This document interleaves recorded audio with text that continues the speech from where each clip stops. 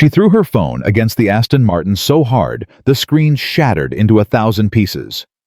Marcus Reed's headlights swept across the parking lot, just in time to catch the moment a young woman in a stunning red dress, plunging neckline, revealing curves that belonged on magazine covers, collapsing against the luxury car like her legs had simply given out.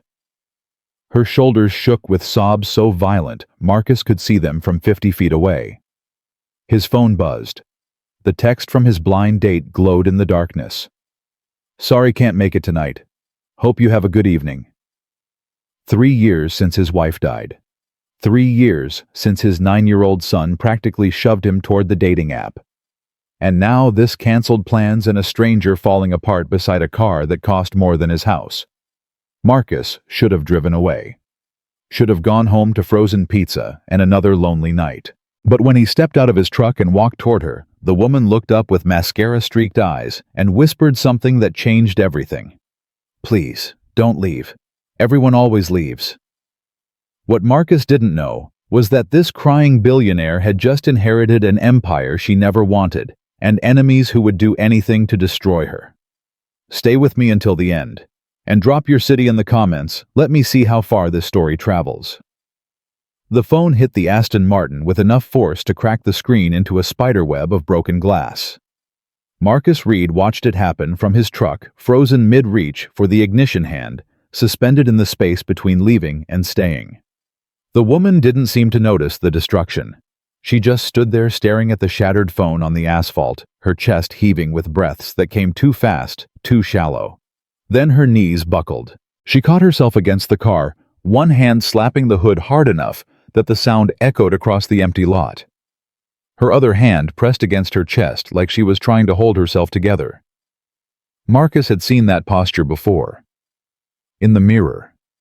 In the grief support group Mrs. Chen had dragged him to 6 months after Sarah's funeral. The full-body breakdown of someone who'd been holding it together too long. His hand moved from the ignition to the door handle. Don't the rational part of his brain warned. This isn't your business. You've got a kid at home. A life that doesn't need complications. But Sarah's voice came louder, the way it always did when kindness was on the line. Kindness doesn't cost anything, Marcus, and the world needs more of it. He stepped out of the truck. The October wind carried the scent of expensive perfume mixed with rain as he approached. The woman was younger than he'd first thought, mid-20s, maybe wearing a red dress that probably cost more than his monthly mortgage payment. The neckline plunged dramatically, revealing curves that caught the parking lot lights in ways that made Marcus immediately look at her face instead. Her face was a disaster. Mascara tracking black rivers down her cheeks, eyes swollen from crying, lips trembling with cold, or shock, or both. "Are you okay?" The words came out rougher than he intended. She flinched, jerking upright, one hand moving instinctively to cover herself. Even devastated, even falling apart, she moved like someone who expected threat from every direction. "I'm fine." Her voice cracked on the word. The lie was so transparent, it was almost insulting. "Sorry, I just need a minute." Marcus glanced around the empty lot. 9 at night. Temperature dropping fast. This woman in her designer dress and bare feet, he noticed she'd kicked off her heels, crying alone next to a car that could pay off his house twice over. "I'm not trying to be a hero or anything." He kept his distance, hands visible, non-threatening. "But this is a dark parking lot, and you're crying by yourself. I'll wait in my truck. Make sure you're safe. Won't bother you." She studied him with red-rimmed eyes. Really looked. Marcus knew what she saw: a black man in his mid-30s wearing a work shirt that still smelled faintly of refrigerant from his last job. Calloused hands. Tired eyes. Nothing that suggested wealth or influence or anything she was probably used to. He watched the calculation happen behind her eyes. That moment when someone decided whether to trust a stranger or keep drowning alone. "Why?" She managed to get the word out steady, despite the tears still running. Marcus thought about Sarah in the hospital, how she'd kept apologizing for dying even though there was nothing to apologize for. how she'd made him promise to live after she was gone to let their son see him happy again. "My wife used to say kindness was free," he told this stranger in a parking lot, "and I forgot that for too long after she died." The admission surprised him, but something about this woman's broken elegance made honesty feel safer than small talk. She wiped at her face, smearing the mascara worse. "Your wife. 3 years ago. Car accident. Wrong place, wrong time." He said it simply without seeking pity. Just fact. The woman's expression shifted. Something that looked like recognition, not of him, but of the pain he carried. "I'm sorry." "Me too." They stood in strange silence. Two people who'd stumbled into each other's disasters. The restaurant's warm glow mocked them from 50 yards away. "That restaurant," she pointed toward the Bellevue, finger trembling. "That's where you were meeting someone." "Yeah, blind date. She canceled." Marcus held up his phone showing the text. "About 5 minutes ago." The woman stared at the message, then she laughed. It wasn't a happy sound, sharp and bitter and broken, but it was real. "Me too." The world tilted. Marcus looked at his phone again, looked at the dating profile photo he'd been studying all week. Cat 25 likes art and travel. The picture showed a woman with styled hair and a polished smile. Nothing like the mascara-streaked creature in front of him, but the eyes were the same. I'm the one who canceled." Her voice dropped to barely a whisper. "I saw your profile picture, you and your son, and I got scared." "Scared of what?" "Of everything." The words came faster now, like a dam breaking. "Of families. Of people who have their lives together enough to raise a child. Of being seen by someone who might actually expect me to be a real person instead of a performance." She pressed both hands against her face. "I sat in my car for 20 minutes trying to make myself walk into that restaurant. 20 minutes. And then my phone rang, and I found out that my father is dead, and I just inherited a company I never wanted, and enemies I didn't know I had, and I—" Her voice broke completely. "I just wanted one normal night, one dinner with someone who didn't know who I was. One chance to pretend I was just a woman, meeting a man, and not—" She gestured vaguely at herself, at the car, at whatever invisible weight she carried. "Not what—" Catherine Monroe. The name hit Marcus like a physical blow. He didn't follow business news closely, but even he knew Monroe Technologies. The company was everywhere: phones, computers, smart home devices, worth billions. And Richard Monroe, the founder, had been in the news recently for something. "Your father," Marcus said slowly. "Richard Monroe. He died last week." "Heart attack." Catherine's voice went flat. "In his office, alone, because being alone was the only way he knew how to live. And now I'm supposed to take over his empire, his board of directors, his enemies who've been waiting years for him to show weakness." She picked up her shattered phone, stared at the cracked screen. "That call was from my father's lawyer. Apparently someone's already challenging my inheritance, claiming I'm not competent to run the company, trying to have me declared mentally unfit." "Are you—" The question came out before Marcus could stop it. Catherine looked at him sharply, then laughed again, that same broken sound. "Probably. I've spent my entire life avoiding my father's world. Now I'm supposed to run it. I don't even know how to run my own life." She kicked the shattered phone across the asphalt. "I should go. I'm sorry for—" She gestured vaguely at herself, at the mess she'd made. "Have you eaten?" The question surprised both of them. Catherine blinked. "What?" "Eaten. Food. Have you—" "No, I couldn't. I was too nervous, and then the call came and—" Marcus's stomach chose that moment to growl loudly enough to echo in the quiet lot. Catherine stared at him. Then she laughed, really laughed this time. The sound transformed her face, years falling away to reveal someone younger, less burdened. "I haven't either." He gestured at the space between them, this bizarre situation they'd created. And honestly, going home to tell my kid I ate frozen pizza alone sounds worse than whatever this is. She studied him like he was a puzzle she couldn't solve. You don't know me. I could be anyone. Yeah, Marcus shrugged. But you're crying in a parking lot because you were too scared to meet someone. That tells me more than a dating profile ever could. The words hung between them, honest and unkind. Catherine's jaw tightened. Then something shifted. She took a breath, squared her shoulders inside the red dress that suddenly looked more like armor than fashion. One meal. Her voice came out stronger. Then I disappear. Fair enough. Marcus offered his arm. Old-fashioned. The kind of gesture his mother had taught him that Sarah had loved. Catherine hesitated. Then she took it. Her hand was cold against his arm, but she let him lead her toward the warm lights. Two broken people sharing a meal, pretending everything wasn't falling apart. The hostess took in Catherine's bare feet and tear-stained face, Marcus's rumpled work shirt. Professional mask firmly in place, she checked the reservation book. Reservation for Reed. That's me. They were led to a corner booth. Catherine slid in with her back to the room, hiding. The posture of someone who'd learned to keep escape routes visible. She didn't open the menu. Just stared at the white tablecloth like it held answers. The contrast struck Marcus hard. She looked almost at home in this expensive restaurant, the way she held herself, the unconscious grace even in devastation, but utterly lost in her own skin. Tell me about your son. The request came abruptly, almost desperately. Marcus blinked, caught off guard. Most women on dates glazed over when he mentioned Danny, clearly calculating whether they wanted to deal with someone else's kid.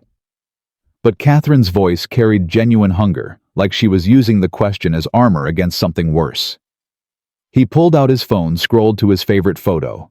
Danny grinned gap-toothed from the screen arms wrapped around his science fair project, a model of the solar system with hand-painted planets.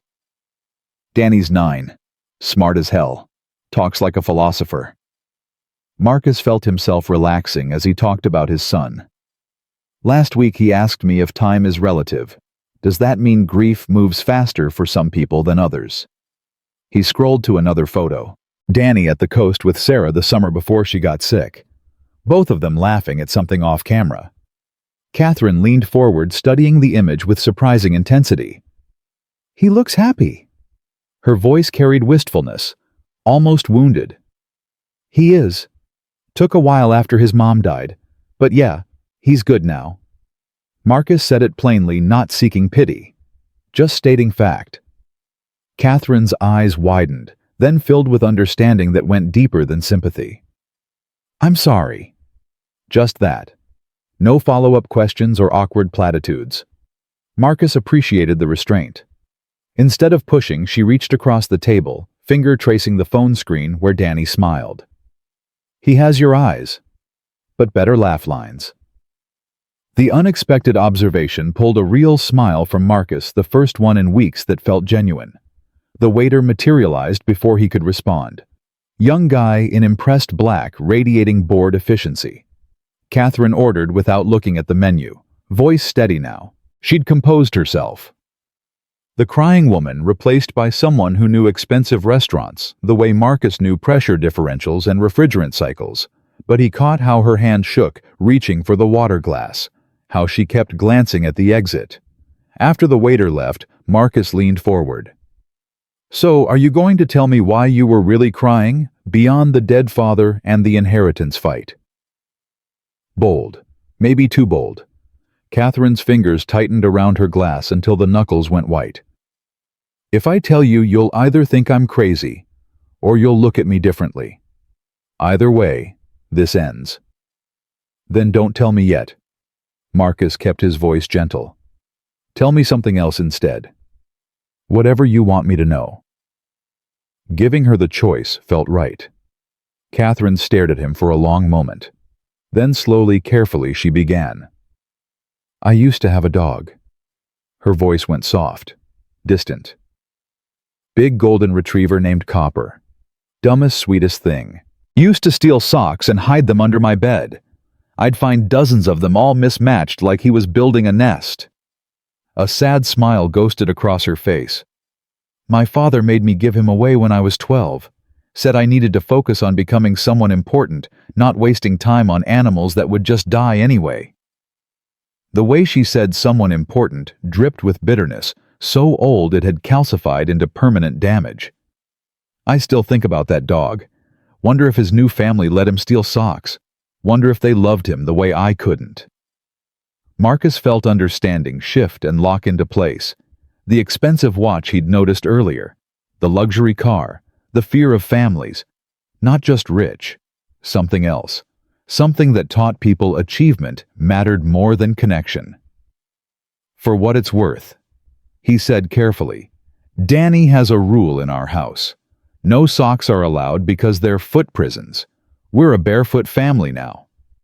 Catherine repeated foot prisons and laughed, really laughed. The sound transformed her face. Years falling away to reveal someone younger, less burdened. Someone who might have existed before wealth and pressure, and a father who valued empires over children. God! She wiped her eyes, mascara smearing again. I can't remember the last time someone made me laugh about something that simple.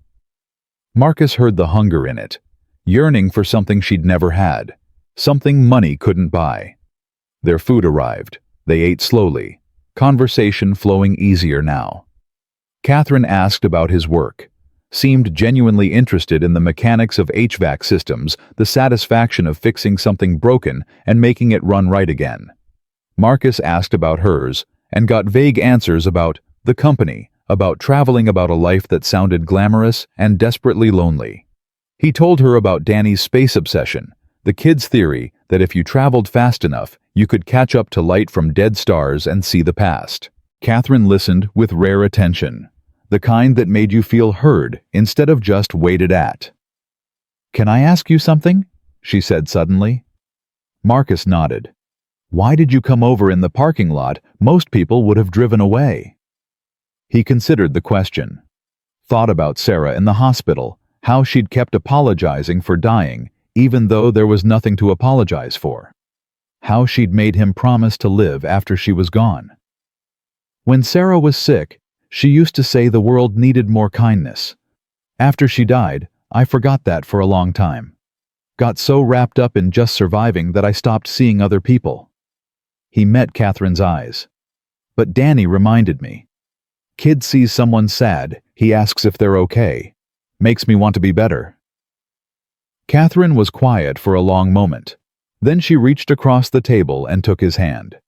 Her fingers were warm now. Steady. Thank you.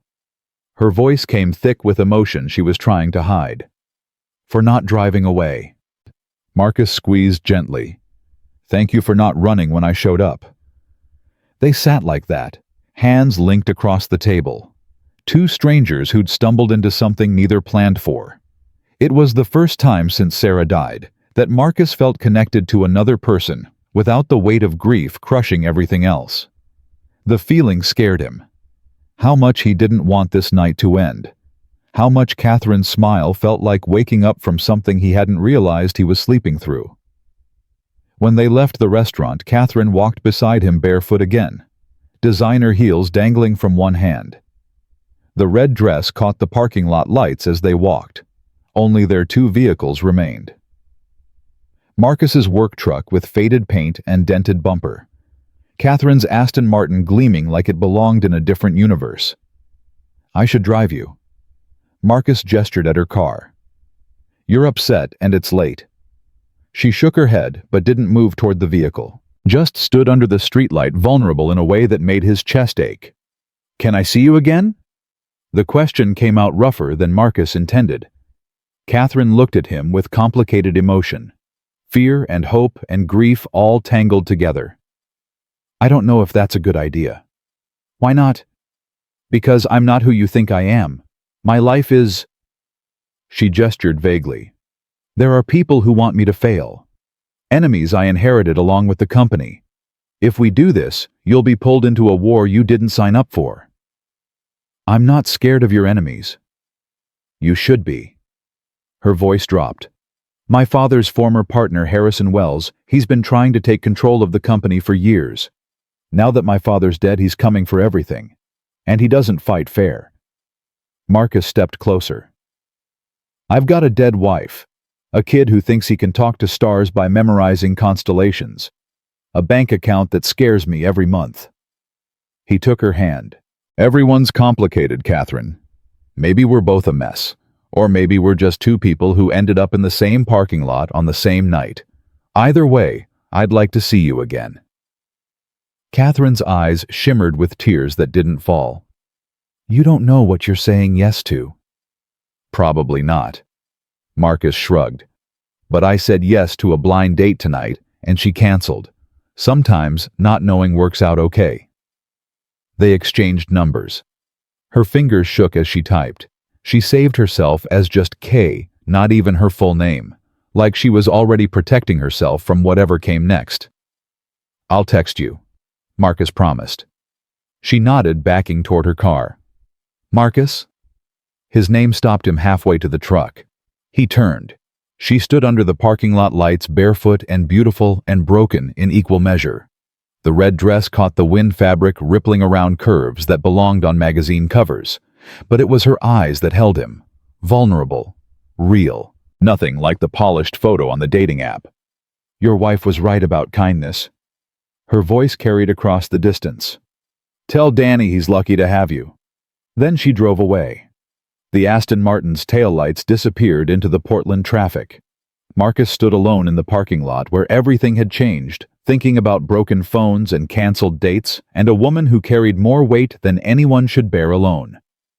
His phone buzzed. Unknown number. Thank you for tonight. I mean it. K. Marcus stared at the words for a full minute before typing back. Thank you for not running. Sleep well. He drove home through streets that felt different somehow. Brighter. Full of possibility he'd forgotten how to recognize.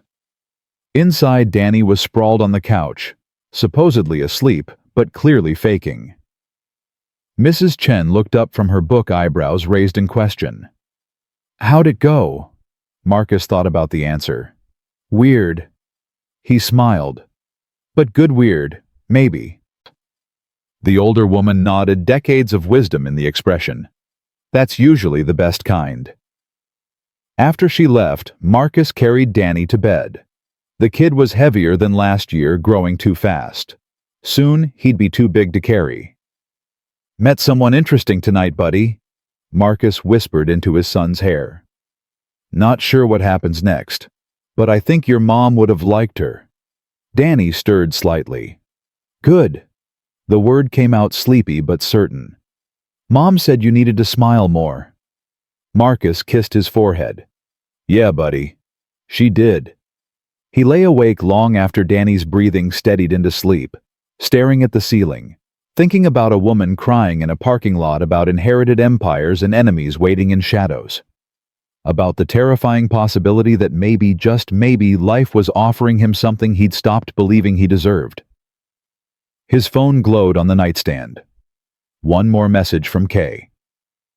I'm scared of what happens next, but I'm glad you stopped. Marcus typed back slowly, carefully. Me too. On both counts, we'll figure it out. Her response came seconds later. Together. One word. Loaded with hope and fear, and everything they hadn't said. Marcus typed the only answer that mattered. Together.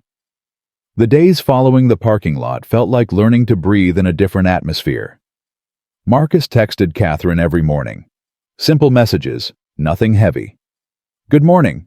Hope your day doesn't completely suck. Danny wants to know if you think aliens have pets.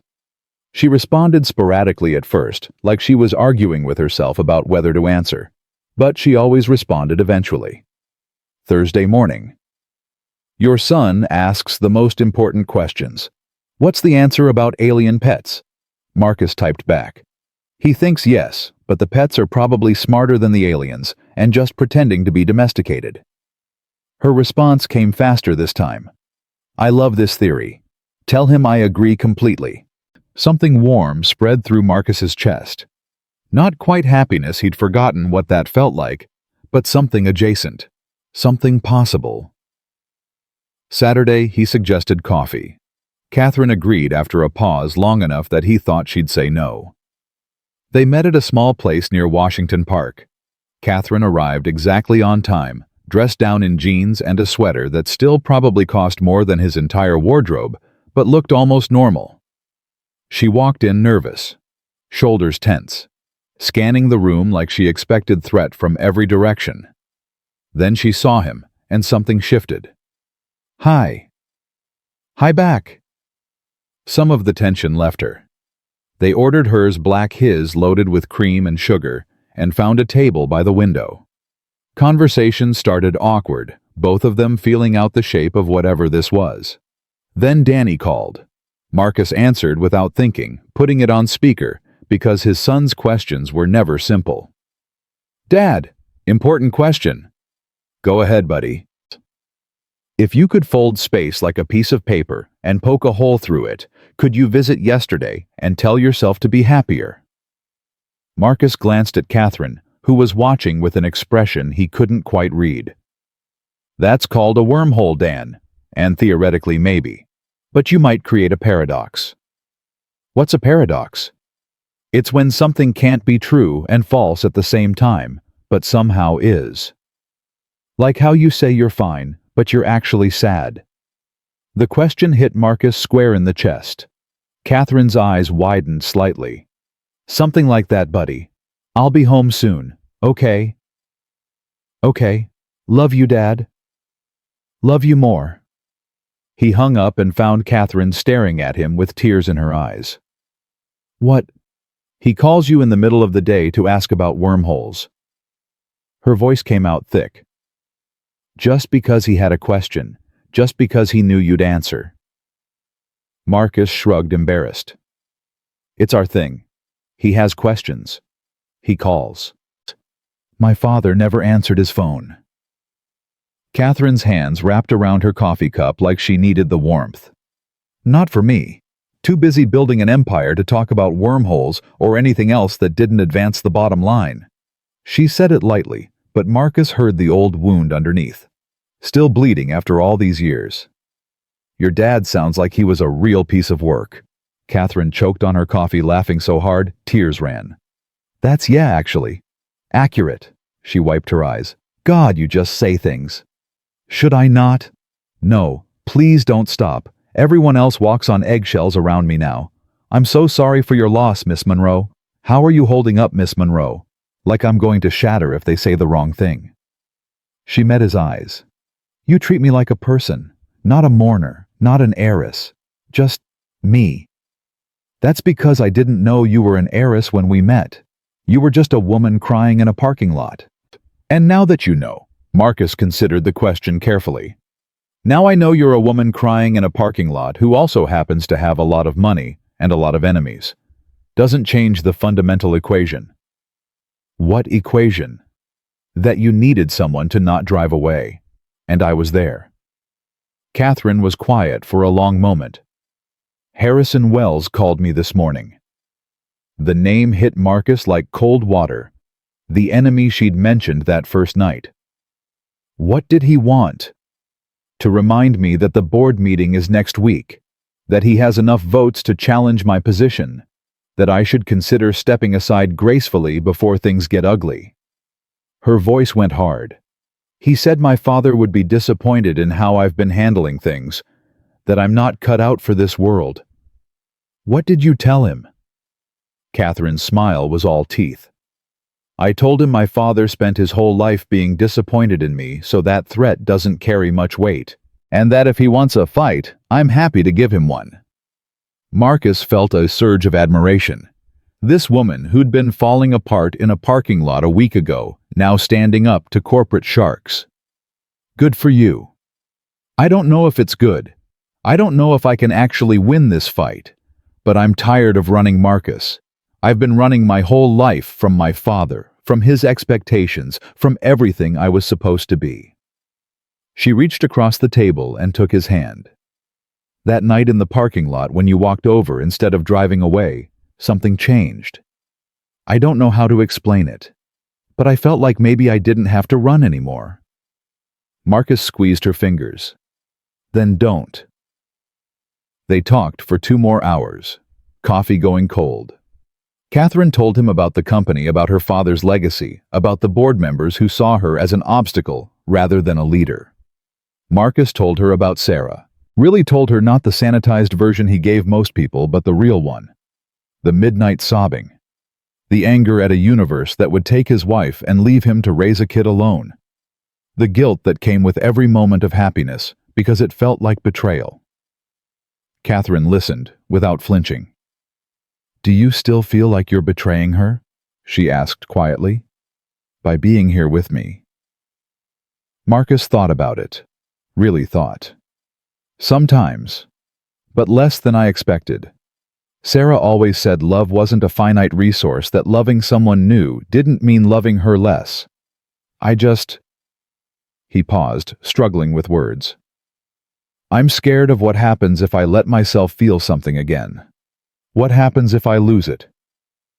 "I'm scared too," Catherine admitted. "Terrified, actually. I've never let anyone see me like you saw me that night. Never let anyone close enough to hurt me." She met his eyes. "But I'm more scared of going back to being alone, of performing happiness for the rest of my life instead of actually feeling it." Marcus understood that fear better than he could express. The performance of okay. The mask of fine. The exhausting work of pretending you weren't drowning. "Then we're both scared," he said. "Maybe we can be scared together." Catherine's smile was small but real. "I'd like that." They left the coffee shop with plans to see each other again. Catherine suggested dinner at her place. She wanted to cook for him, she said, even though she was terrible at it. Marcus agreed, not caring about the food. What he cared about was the way she looked at him, like he was real, like he mattered, like maybe against all odds they could build something worth protecting. The dinner happened on Wednesday. Catherine's apartment was nothing like Marcus expected. Not the sterile penthouse of a billionaire, but something smaller, more human.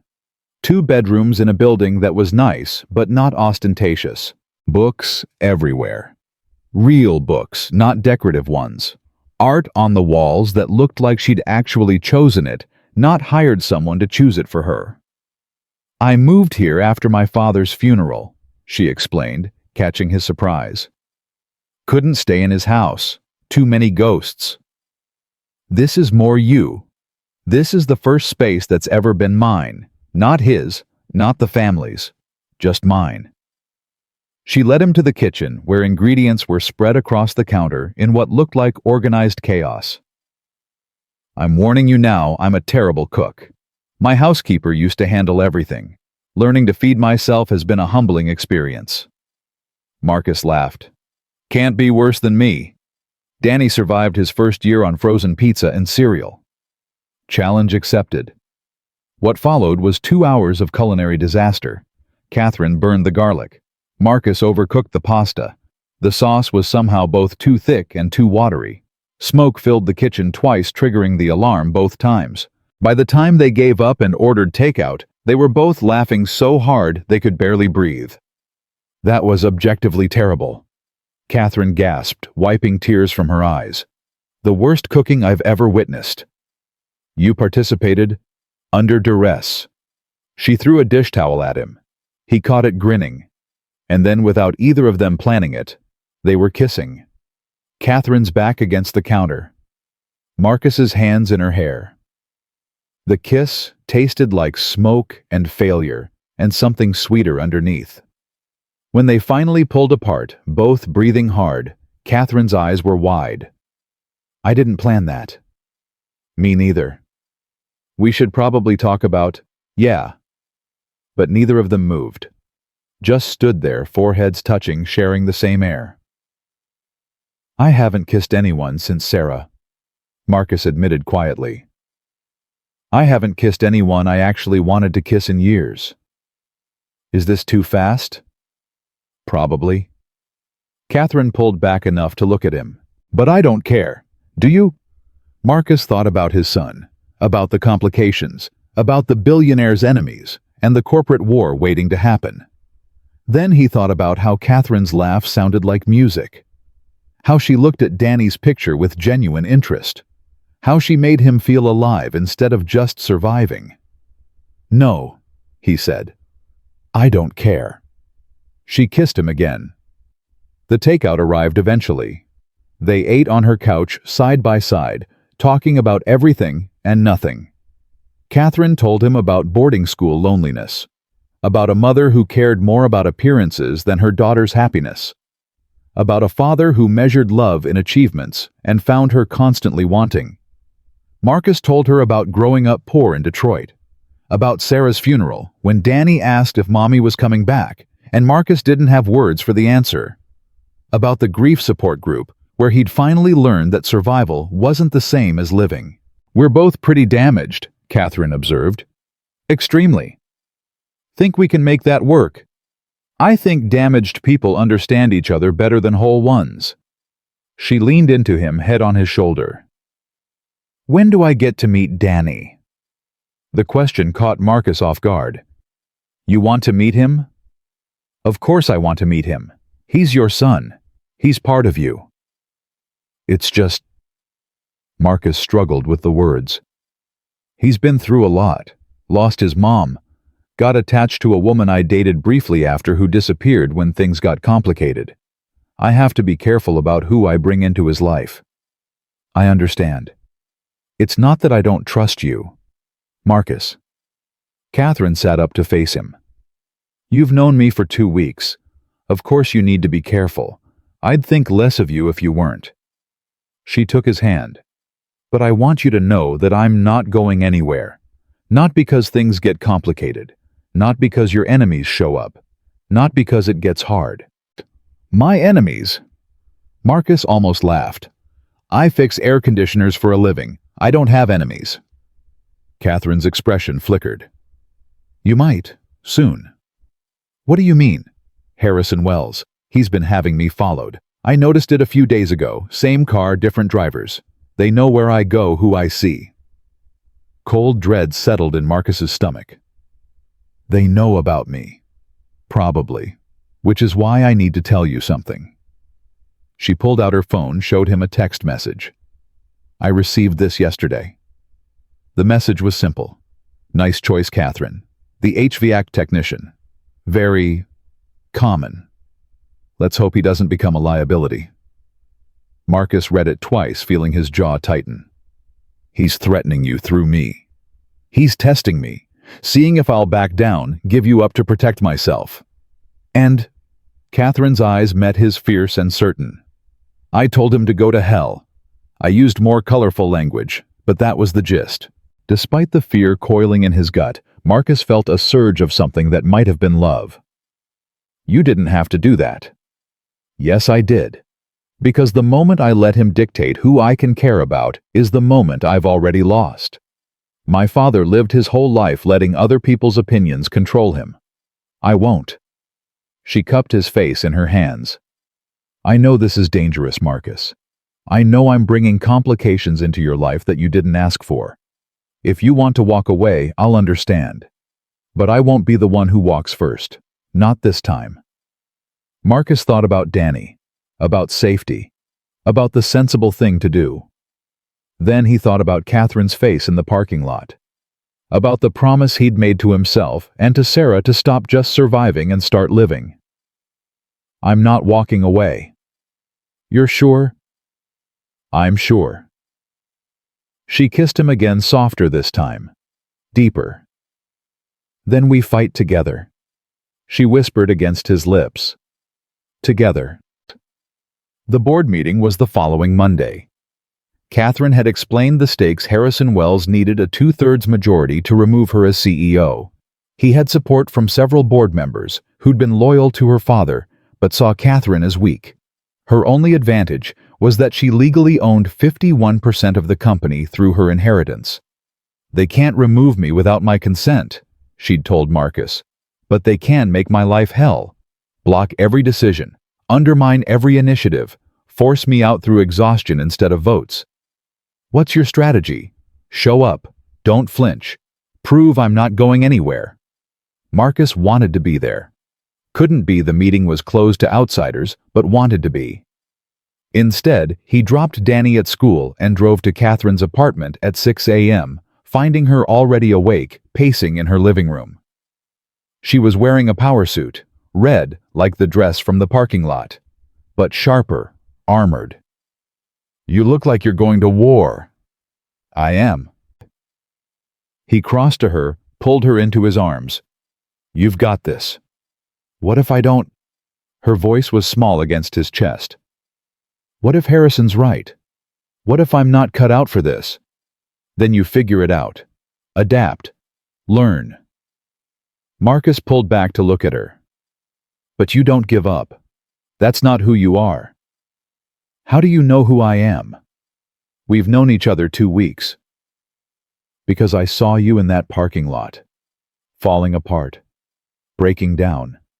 And then I watched you put yourself back together and face me even though you were terrified. He touched her face. That's who you are, Catherine.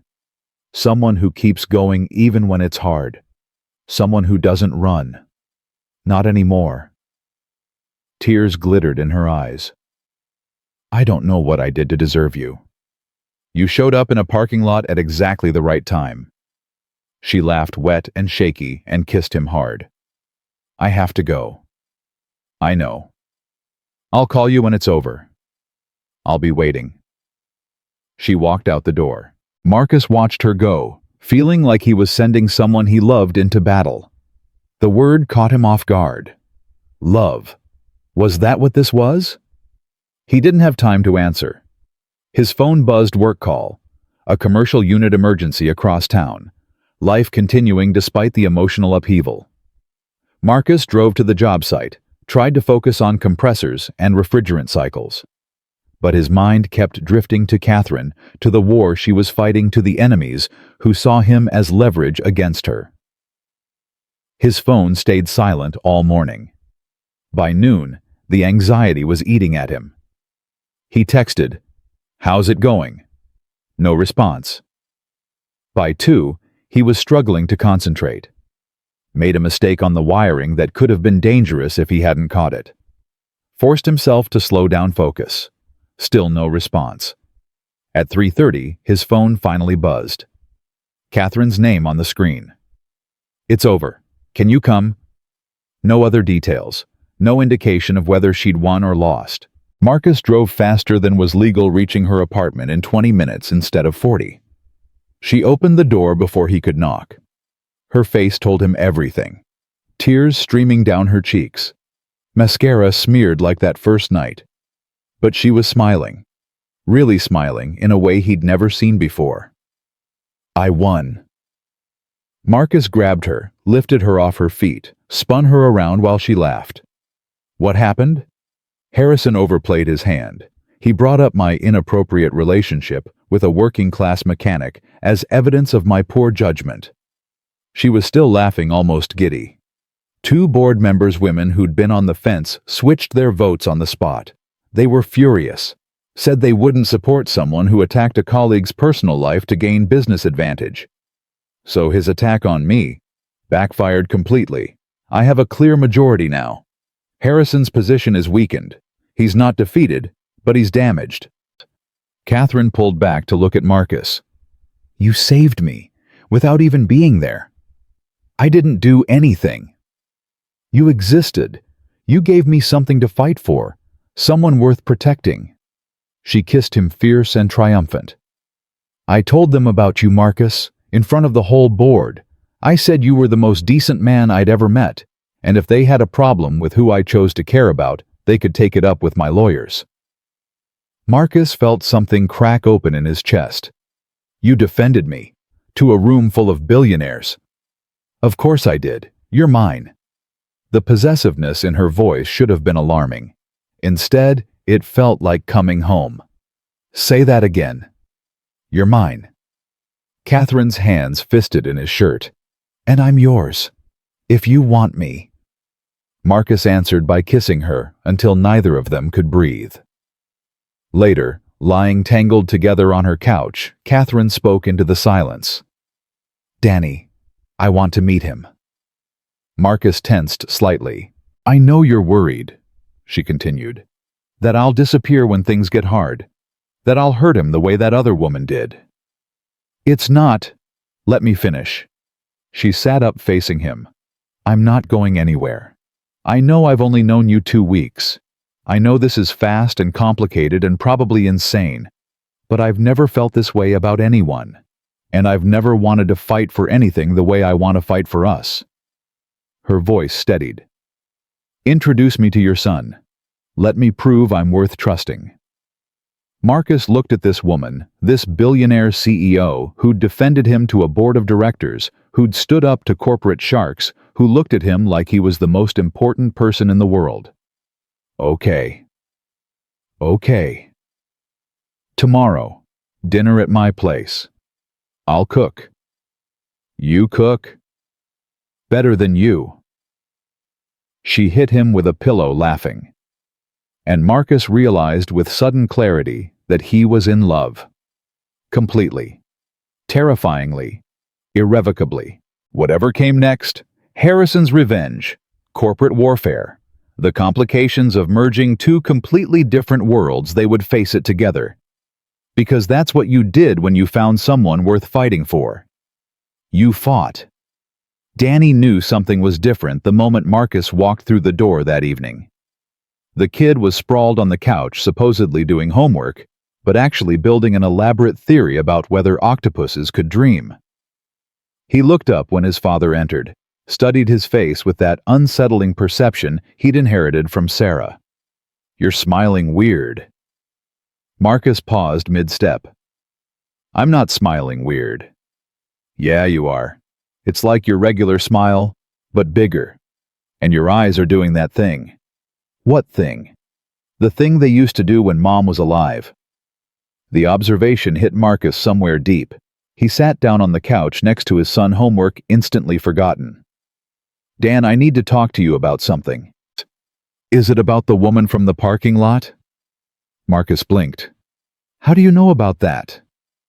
"I heard you talking to Mrs. Chen. You said you met someone interesting."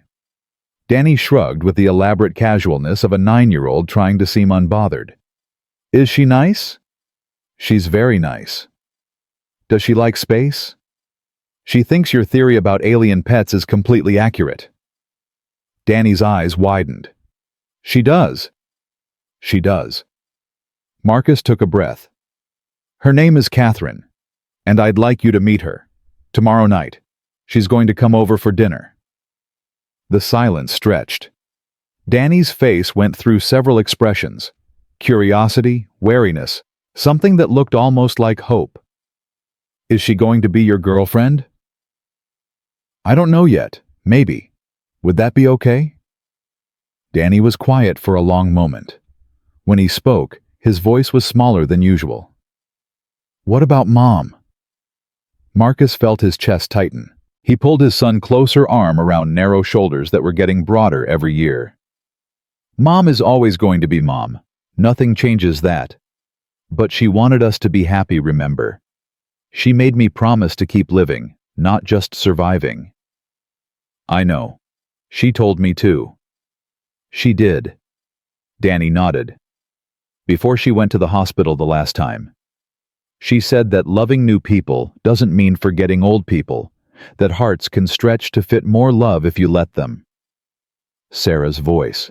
Sarah's wisdom, reaching across death to give them permission. "She was pretty smart, your mom." "The smartest." Danny looked up at his father. "Okay." "Okay what?" "Okay, Catherine can come for dinner, but I have conditions." Despite the weight of the conversation, Marcus felt himself smile. Conditions. "She has to answer my space questions seriously. Not like adults who just nod and say, 'That's nice, honey.' And she has to be nice to you. Not fake nice, real nice." "I think she can manage both of those."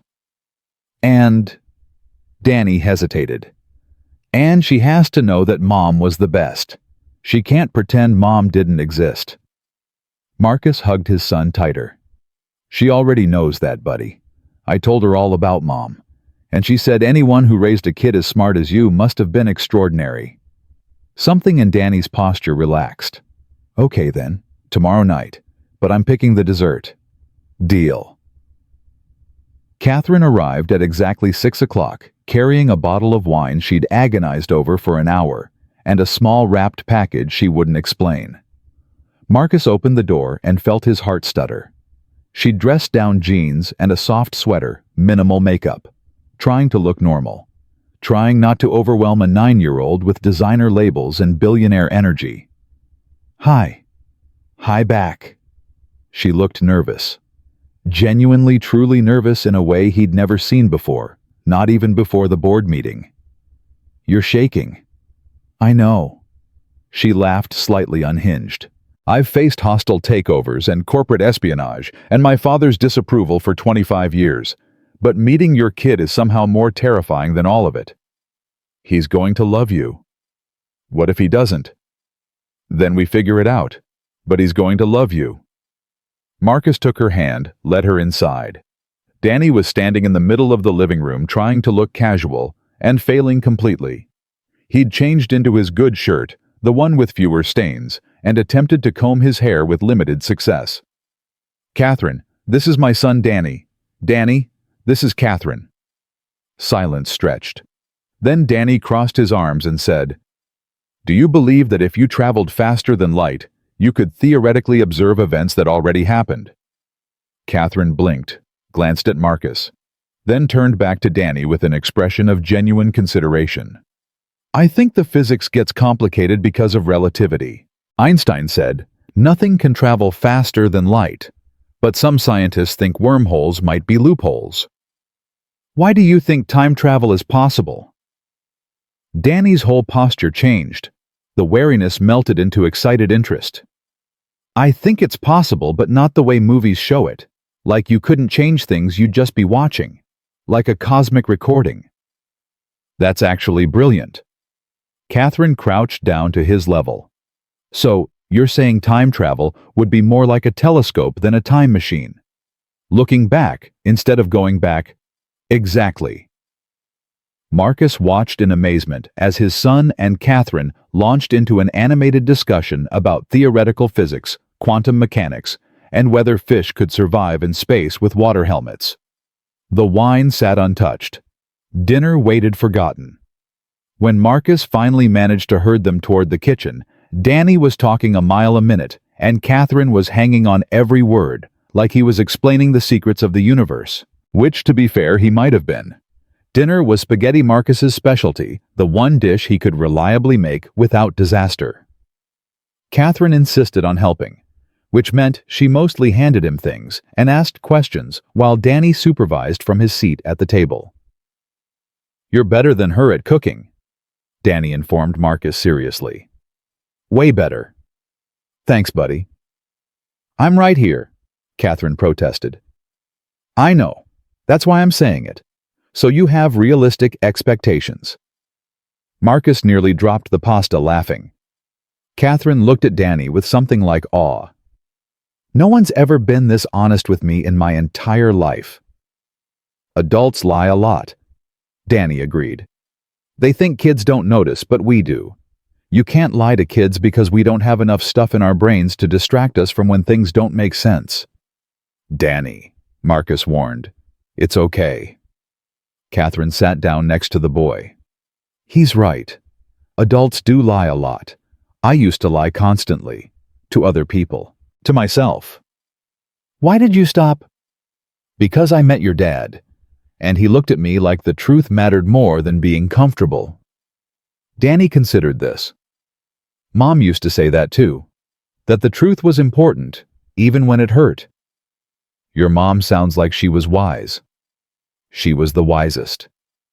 Danny's voice softened. I miss her a lot. Do you miss anyone? The question was so direct, so nakedly honest, that Catherine's eyes filled with tears. I miss who my father could have been, she said quietly. The version of him I kept hoping existed, even when all the evidence said he didn't. That's sad. It is. But you have us now. Danny said it matter-of-factly, like it was already decided. Me and Dad. We're good at being someone's family. Mom taught us how. Catherine looked at Marcus across the table, tears streaming down her face. How did you raise such a perfect kid? I didn't. Marcus's voice came out rough. Sarah did. I'm just trying not to mess up her work.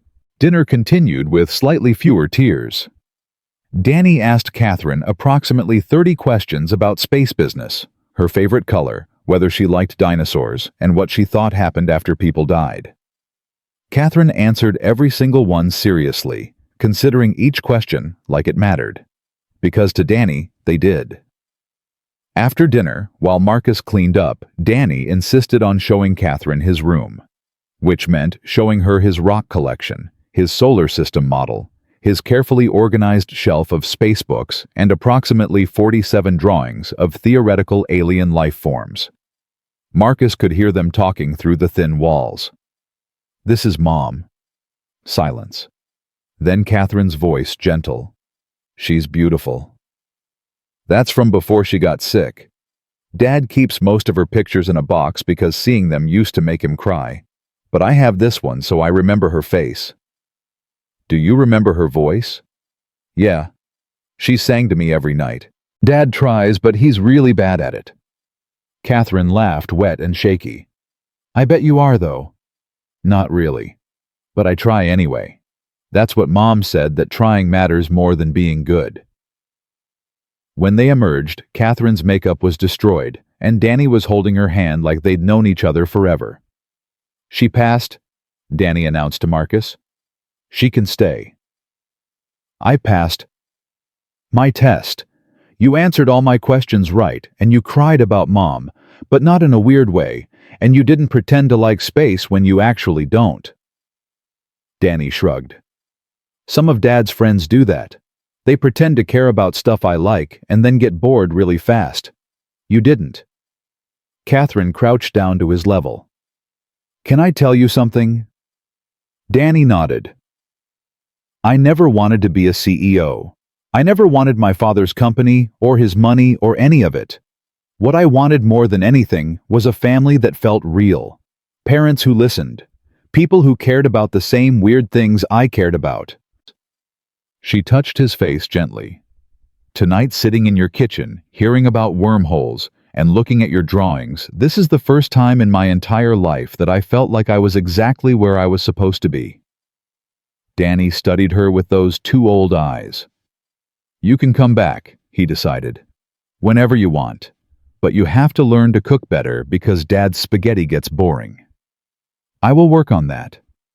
And you can't disappear. Some people do that. They come around for a while, and then they just leave. And Dad pretends it's fine, but it's not. The words cut through the room. Marcus felt his chest ache. He'd tried so hard to protect Danny from the failed relationships, the women who couldn't handle a widower with a kid, the ones who disappeared when things got complicated. But Danny had seen everything, felt everything, carried it with him. Catherine's expression went serious. I'm not going to disappear, Danny. I promise. Promises are easy. You're right. She met his eyes unflinching. So instead of promising I'm going to show you, day by day, week by week, I'm going to keep showing up until you believe it. That might take a while. I've got time. Something passed between them, an understanding that went beyond words. Two people who'd been hurt learning to trust again. Then Danny nodded once decisively. Okay, I believe you're going to try. Trying counts. After Danny went to bed, extracting a promise that Catherine would come back for the planetarium documentary next week, Marcus and Catherine sat on the porch sharing the wine she'd brought. He's extraordinary, Catherine said quietly. He's Sarah, the best parts of her. He's you, too. The way he observes. The way he decides to trust. She turned to look at him. You raised a kid who believes trying counts. That's not nothing, Marcus. That was Sarah's philosophy. I'm just... Stop. Catherine took his hand. Stop giving all the credit to someone who isn't here. You've been doing this alone for 3 years. Every meal, every nightmare, every question about death and grief and why the universe is so unfair. You did that. You're still doing it. Her grip tightened. Give yourself some credit. Marcus felt something loosen in his chest, something he'd been holding tight for years. I don't know how to do that. Then I'll remind you, every day, until you learn. She leaned against him, her head on his shoulder. Thank you for letting me meet him, for trusting me with the most important person in your life.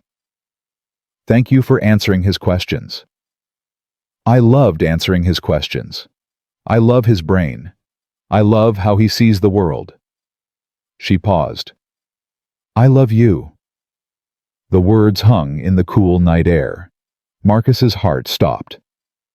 Catherine, you don't have to say it back. Her voice was steady despite the confession. I know it's fast. I know it's complicated. But I've spent my whole life not saying what I felt, not admitting what I wanted, and I'm done with that. She turned to face him. I love you, Marcus Reed. I love how you walk toward me in that parking lot instead of away. I love how you talk about your son like he's the center of the universe.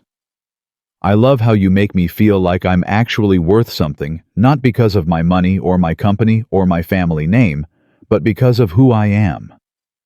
Tears glittered in her eyes. You don't have to love me back yet. But I needed you to know.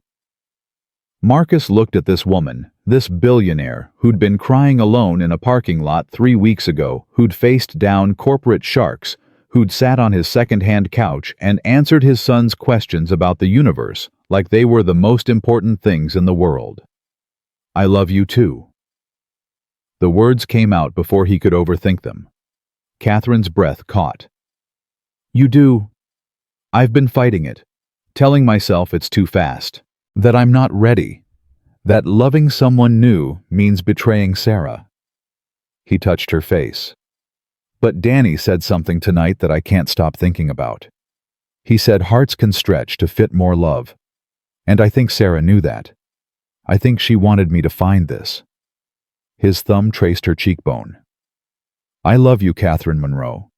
I love your mess and your money and your terrible cooking. I love how you stood up to Harrison Wells. I love how you defended me to a room full of people who look down on everything I am. He kissed her soft, then deeper. I don't know how this works. A billionaire and an HVAC guy, but I want to find out. Catherine laughed through her tears. I think we throw out the rulebook and make it up as we go. I can work with that. They sat together on the porch, wrapped around each other until the stars came out and the wine was gone. It was the first night since Sarah's death that Marcus went to sleep feeling something other than survival. He felt hope. The attack came 6 days later. Marcus was finishing a job in Northeast Portland when his phone rang. Unknown number. Mr. Reed, this is Principal Henderson at Lincoln Elementary. We need you to come to the school immediately. Ice flooded his veins. What happened? Is Danny okay? He's not hurt, but there's been an incident. We need to discuss it in person. Marcus broke every speed limit getting there. In the principal's office, Danny sat in a chair looking smaller than usual.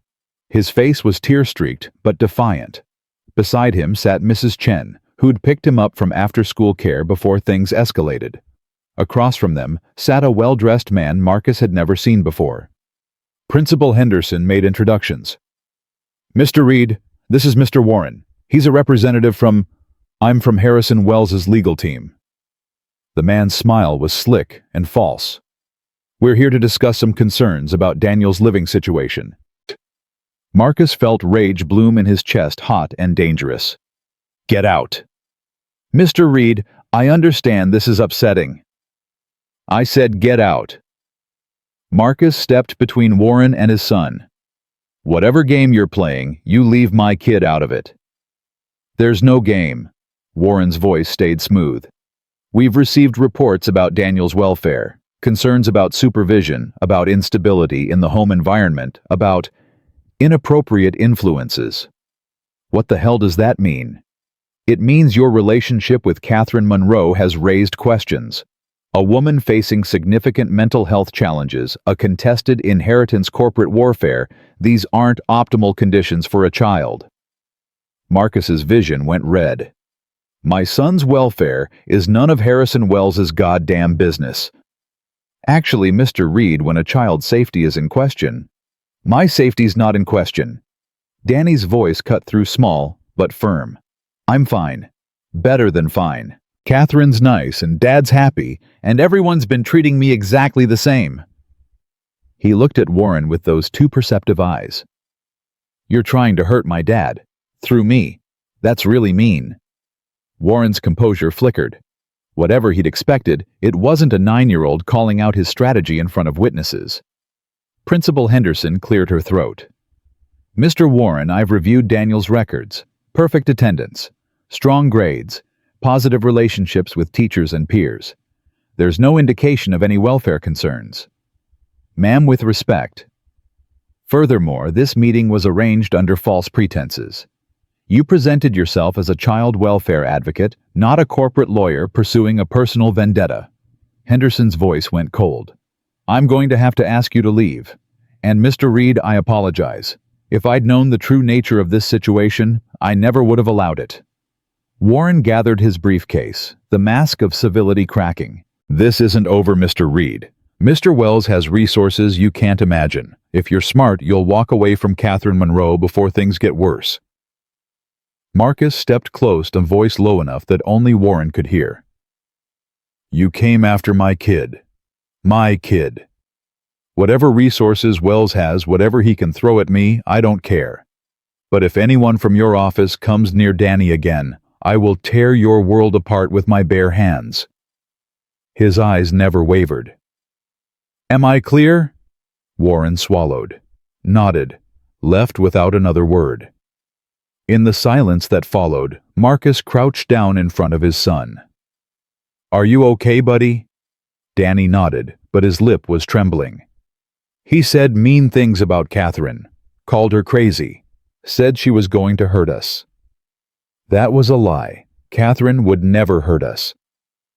I know. That's why I told him to stop. You did? Before you got here. Danny's voice strengthened with indignation.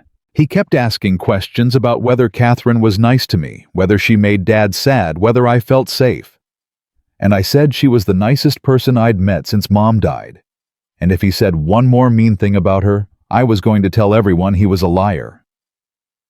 Pride swelled in Marcus's chest, mixed with rage at the people who'd put his son in that position. You're incredibly brave, you know that. Mom said being brave wasn't about not being scared. It was about being scared and standing up anyway. Sarah's words, Sarah's wisdom, protecting them even now. Marcus pulled his son into a hug so tight it probably hurt. Let's go home, buddy, and then I need to make a phone call. Catherine answered on the first ring. Marcus, what's wrong? He told her everything. The ambush at the school, Warren's threats, Danny standing up to a corporate lawyer twice his height. The silence that followed was terrifying. When Catherine spoke again, her voice was ice. They came after Danny. Yeah. They tried to use a child, your child, as leverage against me. Yeah. More silence. Marcus could almost hear her thinking, calculating, reorganizing her entire battle plan. I'm going to destroy them. Catherine, no. Her voice shook with fury. There are lines, Marcus. Lines you don't cross. Going after you, that was predictable. Expected. But a 9-year-old boy interrogating him at school, making him feel unsafe. She took a breath that sounded like someone restraining themselves from violence. Harrison Wells just made the biggest mistake of his career. What are you going to do? Something I should have done from the beginning. Stop playing defense. She paused. Can you come over tonight? Bring Danny if you want, or leave him with Mrs. Chen. But I need to tell you something, and it needs to be in person. Are you okay? I'm furious, but yes, I'm okay. Her voice softened. I'm sorry, Marcus. I'm so sorry they dragged him into this. I never wanted... This isn't your fault. Yes, it is. You warned me my enemies would become your problems. I promised to protect you, and instead... Stop. Marcus cut her off. You didn't send that lawyer. You didn't attack my kid. Harrison Wells did. Direct your anger at the right target. Silence. You're too good for me, Catherine said finally. You know that, right? I'm exactly good enough. And so are you. I love you. I love you too. I'll be there in an hour. He hung up and looked at Danny, who'd been listening to the whole conversation. Are we going to see Catherine? Yeah, buddy. Good. Danny's jaw set with determination, far too old for his age. She needs backup. That's what families do. Marcus's heart cracked and healed in the same moment. Yeah, he said. That's exactly what families do. Catherine was pacing when they arrived back and forth across her living room like a caged animal waiting for the right moment to strike. She stopped the second Danny walked through the door. Hey, space expert. Her voice softened completely, all the rage buried beneath something gentler. I heard you were brave today. Danny shrugged with the elaborate casualness of a kid trying to seem unbothered. He was saying mean stuff about you. I don't like liars. Catherine crouched down to his level. I'm so sorry that happened. Adults should never put kids in the middle of their fights. It's okay. Dad says bad people do bad things because they're scared inside. Is that man scared of you? Yes. Catherine's smile was all teeth. And he's going to be a lot more scared soon. Danny considered this with his usual seriousness. Good. He made the office lady nervous, and Principal Henderson looked like she wanted to yell but couldn't because she's professional. I'm going to make sure he never bothers you again. I promise. I believe you. Danny said it simply like it was already fact. Can I watch TV while you and Dad talk about boring adult stuff? Catherine pointed him toward the remote, exchanging a look with Marcus that held volumes. Once Danny was settled with a documentary about black holes, volume low enough that adult conversation could happen. Catherine turned to Marcus. I've spent 12 hours thinking about this. And I'm done being Richard Monroe's daughter. Marcus frowned. What does that mean? Catherine moved to her desk, pulled out a thick folder, spread documents across the surface. My father built Monroe Technologies through a combination of brilliance and ruthlessness. Mostly ruthlessness.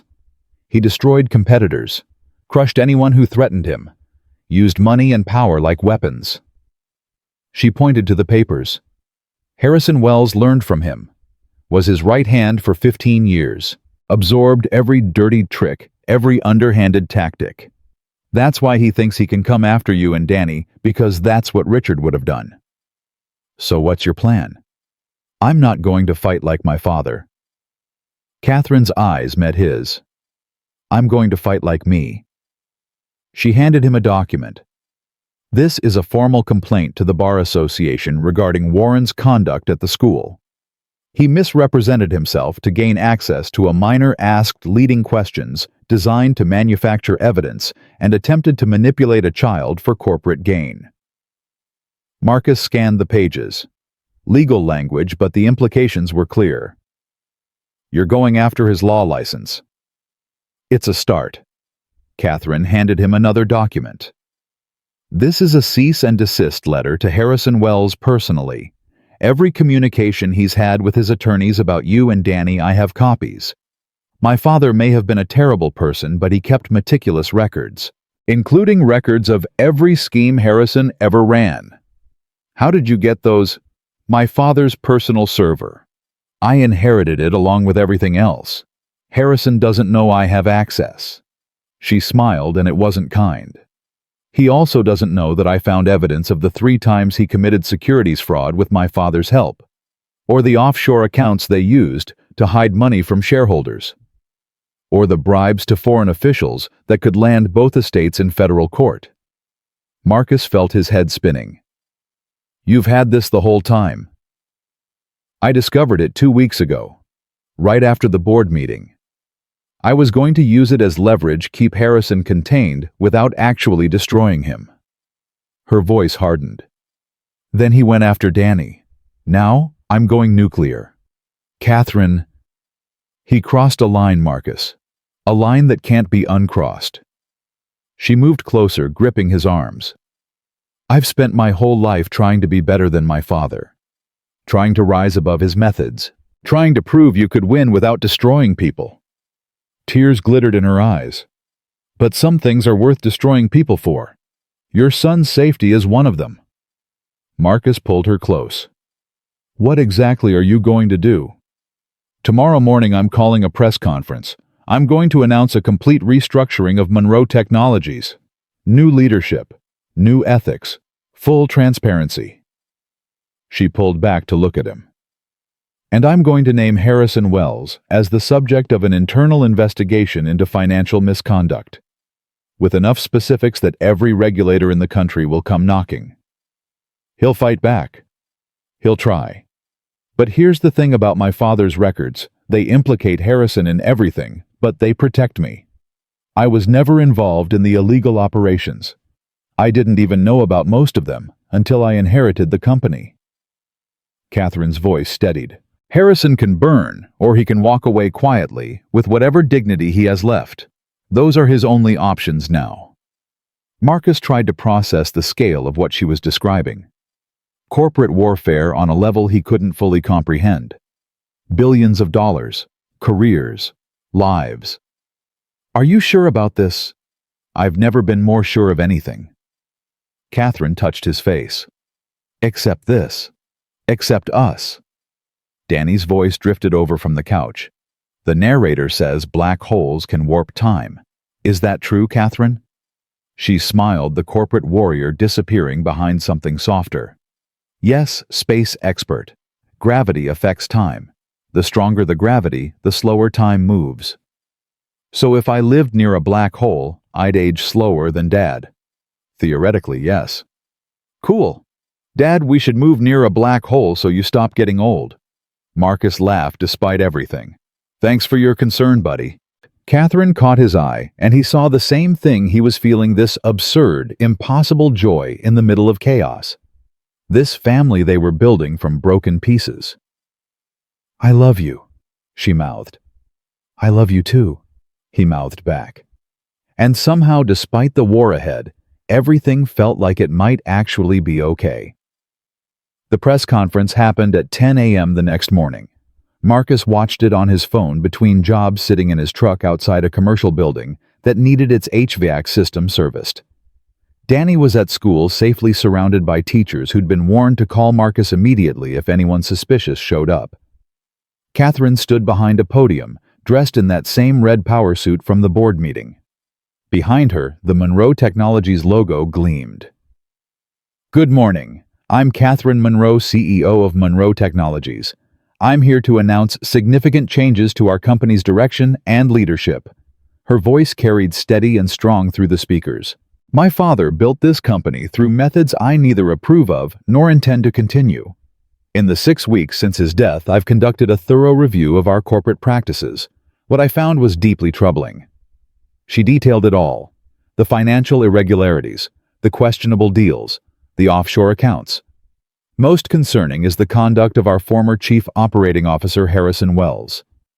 Mr. Wells was terminated this morning pending a full investigation into his involvement in activities that may violate federal securities law. Marcus watched the reporters erupt with questions.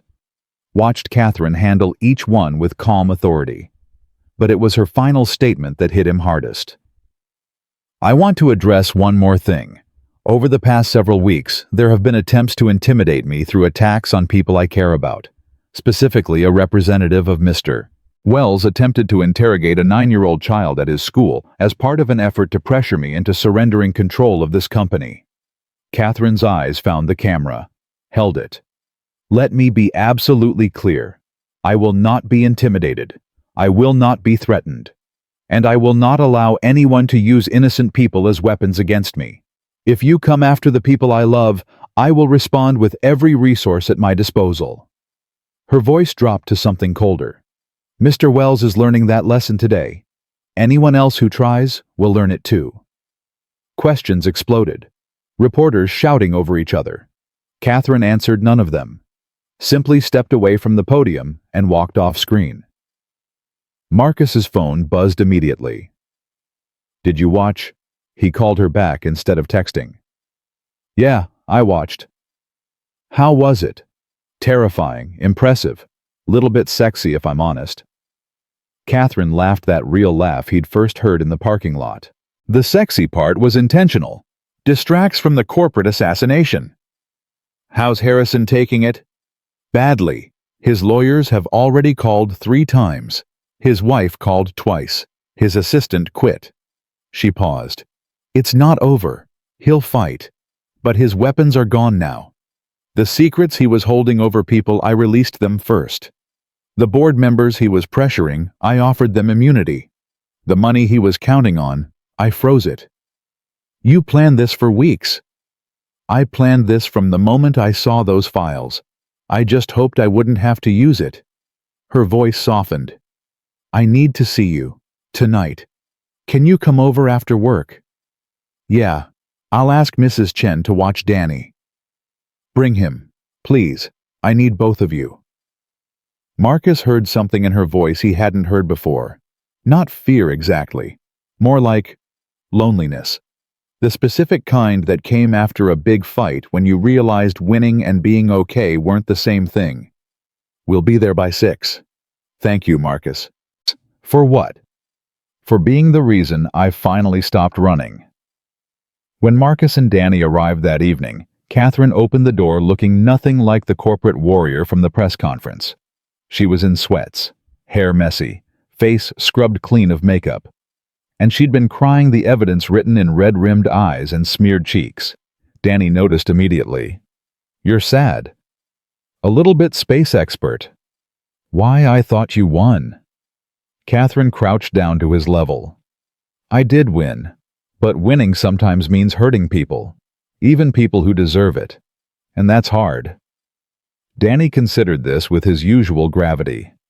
"Mom said doing the right thing is harder than doing the easy thing. That's how you know it's right." "Your mom was very wise." "The wisest." Danny took Catherine's hand. "Come on, you need the documentary about stars being born. It's very soothing. Dad watches it when he's sad." He led her to the couch, with the authority of someone who'd been managing grieving adults for years. Marcus watched them settle in together, his son pointing out facts about stellar nurseries, while Catherine listened with genuine attention. The contrast between the woman who'd publicly destroyed a corporate empire that morning and the one currently learning about hydrogen fusion from a 9-year-old was almost surreal. He joined them on the couch, Catherine leaning into his side. Danny sprawled across both their laps. For a while, there was only the documentary. Stars exploding and reforming. The universe's endless cycle of destruction and creation. "Harrison called me after the press conference," Catherine said quietly during a lull. Marcus tensed. "What did he say?" "A lot of things. Threats mostly. Said I'd regret this. Said my father would be ashamed. Said I was destroying the company he built." She was quiet for a moment. Then he started crying. Crying. Sobbing, actually. Begging me to reconsider. Said I was ruining his life, his family, his children's futures. Catherine's voice went flat. "His children. Like he forgot what he tried to do to yours." "What did you say?" "I said he should have thought about his children before he decided to use mine as a weapon." She looked at Danny, who'd fallen asleep with his head in her lap. "Then I hung up." Marcus pulled her closer. "You did the right thing." "Did I?" Catherine's voice cracked. "I destroyed a man today, Marcus. Completely. His career is over. His reputation is gone. He'll probably face criminal charges. His wife will probably leave him. His kids will grow up with a father everyone calls a criminal." Tears spilled down her cheeks. "I know he deserved it. I know he crossed lines that can't be uncrossed, but I still did that. I still made the choice to burn his world down. He made that choice first. That's what my father would have said. Catherine laughed bitterly. That's exactly how he justified every terrible thing he ever did. They started it. They deserved it. I was just defending myself. She looked up at him. How do I know I'm not becoming him? Marcus thought about the question carefully. Thought about Sarah, who'd spent her last months worrying about whether her choices were kind enough, good enough, brave enough. The fact that you're asking that question is the difference. What do you mean? Your father never questioned his methods, never felt guilty about the people he hurt, never cared about anything except winning. He touched her face, wiping tears. You just destroyed a man who tried to hurt my son, and you're crying about it. That's not the same. That's not even close to the same. I wanted to enjoy it. Part of me wanted to watch him suffer. But you didn't enjoy it. No. Catherine's voice was small. I feel sick. I feel like I need to shower for a week. I feel like I need to apologize to everyone who ever trusted Richard Monroe's daughter to be different than him. Catherine. Marcus made her look at him. You protected your family. You used the weapons you had. And now you're feeling the weight of that choice, instead of celebrating it. He kissed her forehead. That's called being human. That's called having a conscience. That's the exact opposite of becoming your father. She buried her face in his chest and cried. Marcus held her while Danny slept and the documentary droned on about the birth and death of stars. Held her while she grieved the person she'd had to become. Held her while the weight of the day finally crashed down. Eventually she quieted. I love you, she whispered into his shirt. I don't know what I'd do without you. You'd survive. You're strong enough. Maybe. But I don't want to find out. She pulled back to look at him. I want you. I want Danny. I want this life we're building, even if it's messy and complicated and completely insane. You have us. Do I? Her voice held fear under the exhaustion. After everything you've seen, after watching me destroy a man's career, after finding out what kind of weapons I'm willing to use. Catherine. Marcus cupped her face in both hands. I watched you fight for my kid. For our family. For the life we're building together. I'm not scared of you. I'm proud of you. Even the ruthless parts. Especially the ruthless parts. He smiled slightly. Sarah used to say that kindness was free. But she also said that some things were worth fighting for. Worth being fierce about. He kissed her softly. You were fierce today. For us. That doesn't make you your father. That makes you a mother. The word hung between them. Catherine's breath caught. I'm not. We haven't. I know. Marcus stroked her hair. But you stood up for my son like he was yours. You fought for him like he was yours. In every way that matters, you're already family.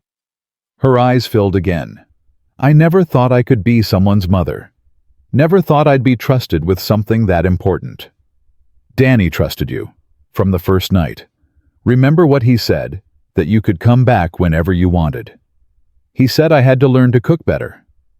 That too. Marcus laughed.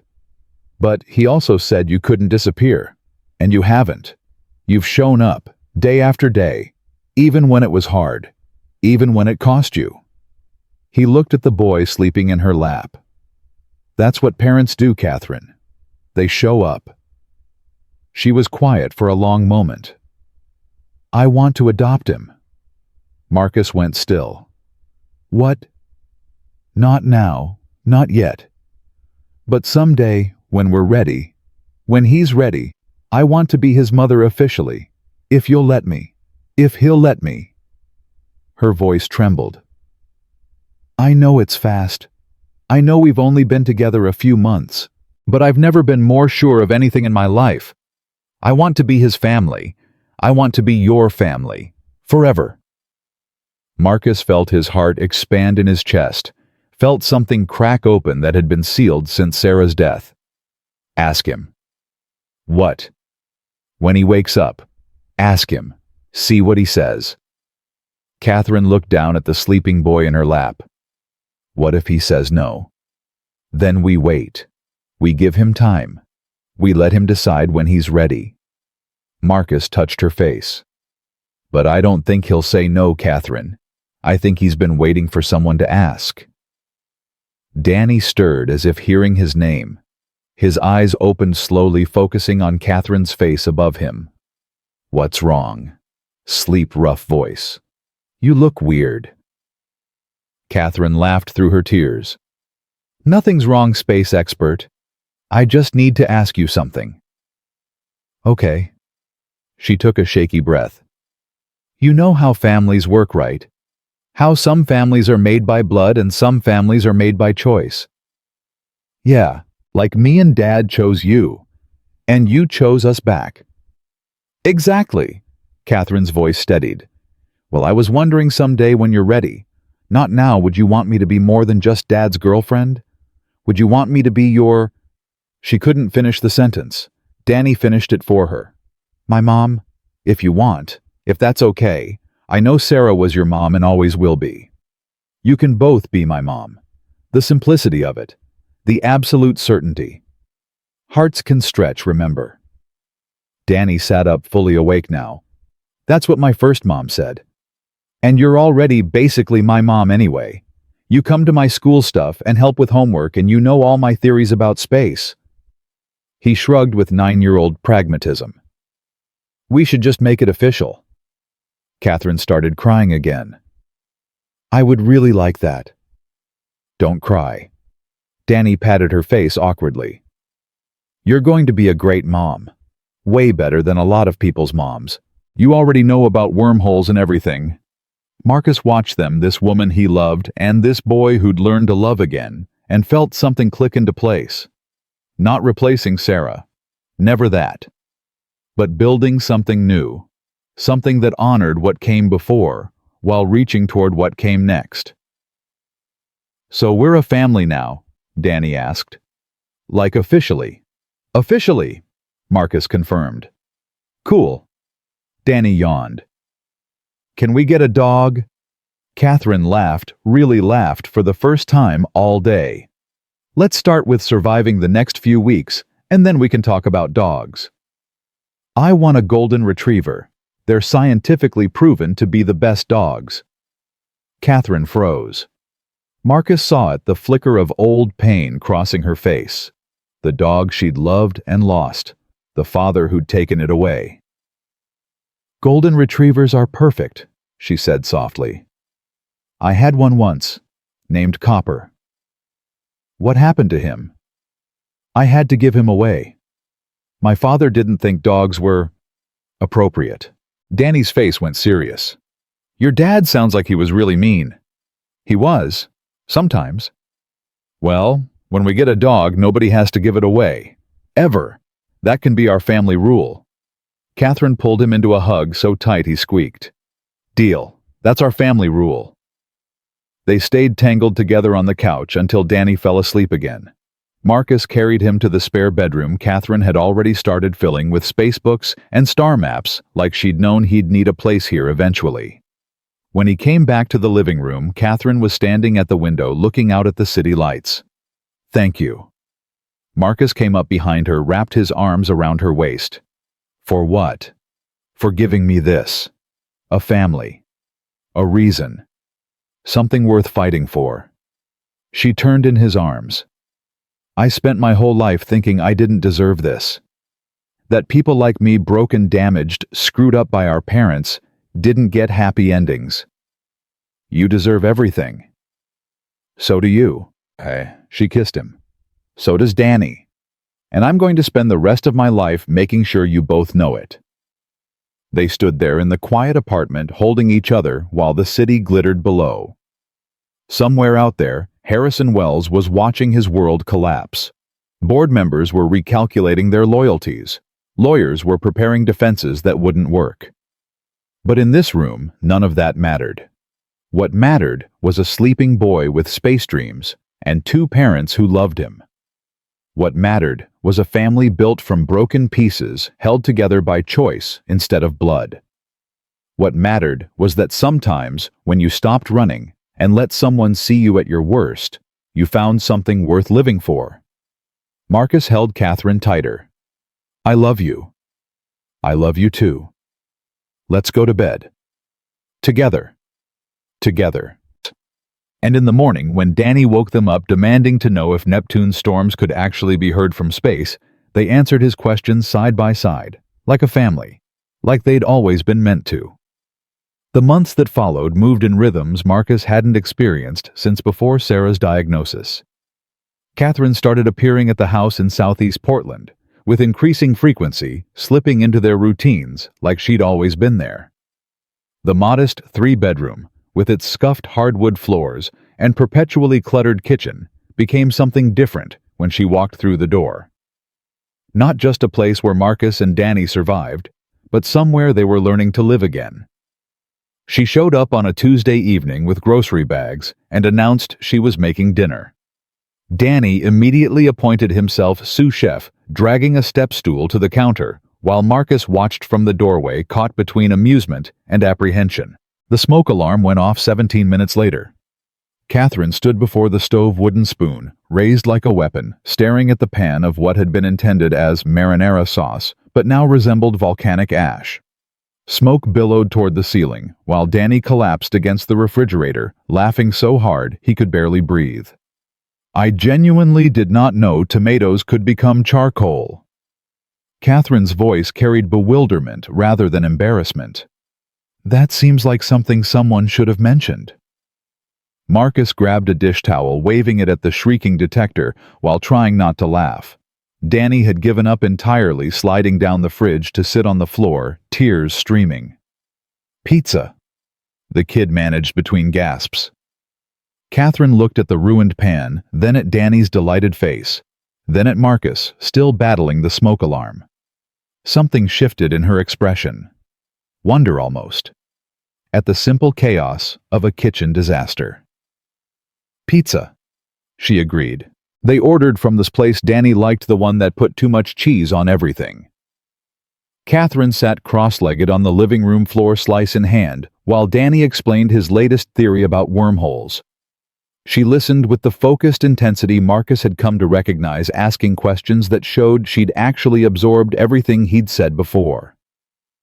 This version of her flower, still dusting her hair from the bread she'd tried making last weekend, comfortable in borrowed sweats, because she'd forgotten to bring a change of clothes, felt more real than any polished image, like someone finally inhabiting their own skin.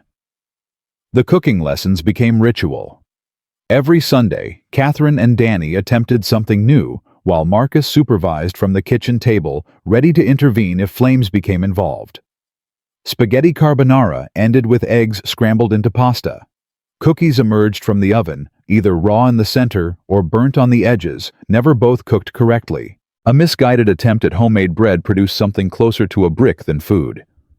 But Danny didn't care about results. He cared about Catherine's attention, the way she treated his suggestions seriously, how she high-fived him after every disaster like they'd accomplished something magnificent together. Neighbors started noticing. Mrs. Chen mentioned seeing Catherine's car parked overnight. Tommy Briggs raised an eyebrow when Marcus mentioned her during a job, but said nothing beyond a knowing grunt. The Rodriguez family, 3 doors down, invited all 3 of them to their daughter's quinceañera. Catherine went stiff when Marcus relayed the invitation. "Social events with strangers," she said carefully. "Expectations. I don't know how to meet. The risk of being recognized. They don't know who you are. The Rodriguezes care about whether you're nice to their kid, not what your bank account looks like." She went. Wore a simple dress from Target that Danny had helped pick out. Spent most of the party in the corner with the younger kids, teaching them a clapping game she'd learned at boarding school. When Maria Rodriguez sought her out specifically to thank her for entertaining the little ones, Catherine's expression flickered through confusion before settling into something that might have been gratitude. "No one asked about my family," she told Marcus on the drive home, Danny asleep in the back seat. No one wanted anything from me. They were just nice. The wonder in her voice broke something in Marcus's chest. This woman worth billions had never experienced a neighborhood party where people were simply kind because kindness was the point. Harrison Wells's trial came and went over the following months. Catherine testified twice. Calm and precise, laying out evidence that the prosecutors used to build an airtight case. The jury deliberated for less than 4 hours before returning guilty verdicts on all counts. Securities fraud, wire fraud, witness tampering. 23 years combined. Marcus watched the news coverage with Catherine at his side, Danny doing homework at the kitchen table. "How do you feel?" he asked quietly. "Relieved." Catherine's voice was steady. "Not happy. I don't think I could ever be happy about destroying someone's life, even someone who deserved it, but relieved that it's over." She leaned into him, and grateful that we survived. We did more than survive. Yeah. She smiled, small but real. We built something. Despite everything he threw at us, we built something worth keeping. Danny looked up from his homework. "Is the bad man going to jail?" "Yes, space expert, for a long time." "Good." Danny nodded with satisfaction. "He was mean, and he made you cry. Bad people should have consequences." "Where did you learn that word?" "Mrs. Chen. She says consequences are how the universe keeps score." Marcus laughed despite the weight of the conversation. "Mrs. Chen is a wise woman." "The wisest," Danny agreed. "After Mom and Catherine." Catherine's eyes filled with tears. "Thank you, Danny." "You're welcome. Can we get pizza to celebrate the bad man going to jail?" "I think we can arrange that." They ordered from the usual place, sat on the living room floor because the table was covered with Danny's latest project, a scale model of the solar system that had taken over every flat surface in the house. Catherine told Danny about the trial edited for a 9-year-old's comprehension, explained that sometimes adults did bad things and had to face judges who decided their punishment. "Like time out," Danny said, "but bigger. Much bigger." "Good. Timeouts are important. They give you time to think about what you did wrong." Marcus caught Catherine's eye over Danny's head. "Out of the mouths of babes," she murmured. "He's something else." "He's perfect," her voice caught. "They both are." The anniversary of their meeting approached without fanfare. 1 year since a canceled blind date and a woman crying in a parking lot. Marcus found himself thinking about it more as the date neared. The improbability of their story. The strange alchemy that had turned disaster into something worth protecting. He started planning without telling anyone. Tommy covered extra shifts. Mrs. Chen agreed to watch Danny overnight. The ring simple silver band small diamond cost $1,800. Every penny from his savings account. Not the kind of jewelry Catherine had grown up with, but real in ways that mattered more. Danny figured it out, of course. "You're going to ask Catherine to marry us, aren't you?" The question came over breakfast.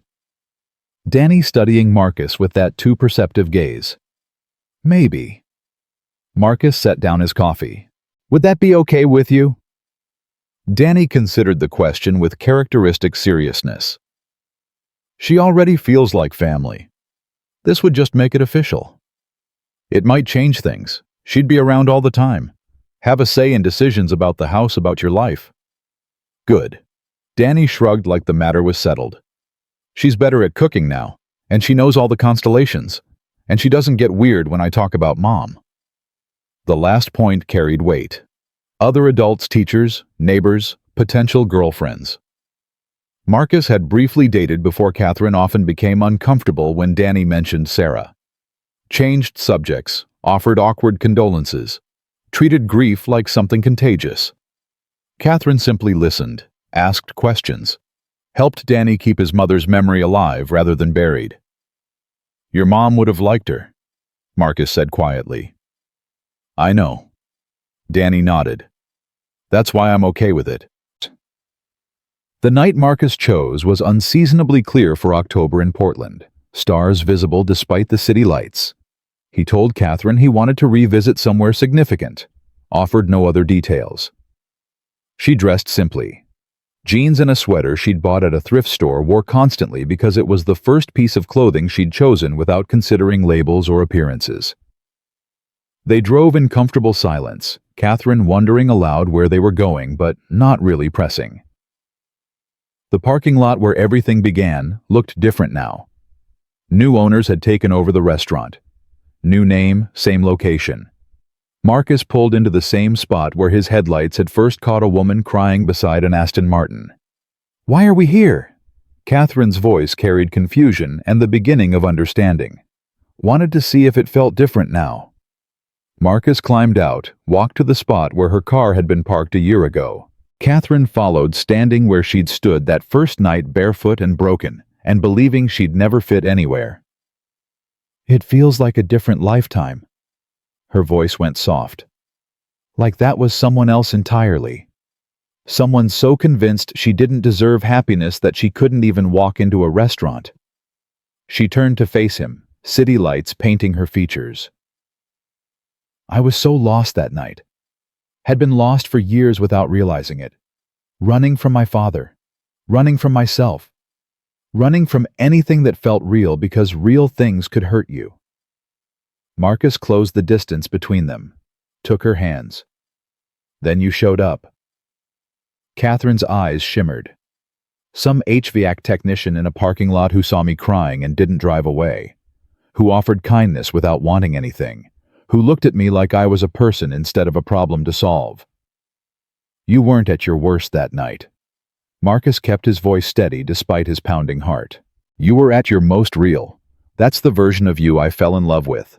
Not the polished heiress or the society princess. The woman who was brave enough to fall apart and let someone help pick up the pieces."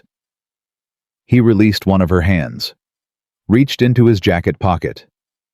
The ring box felt heavier than its size suggested, weighted with everything it represented. Catherine's breath caught. "This isn't fancy."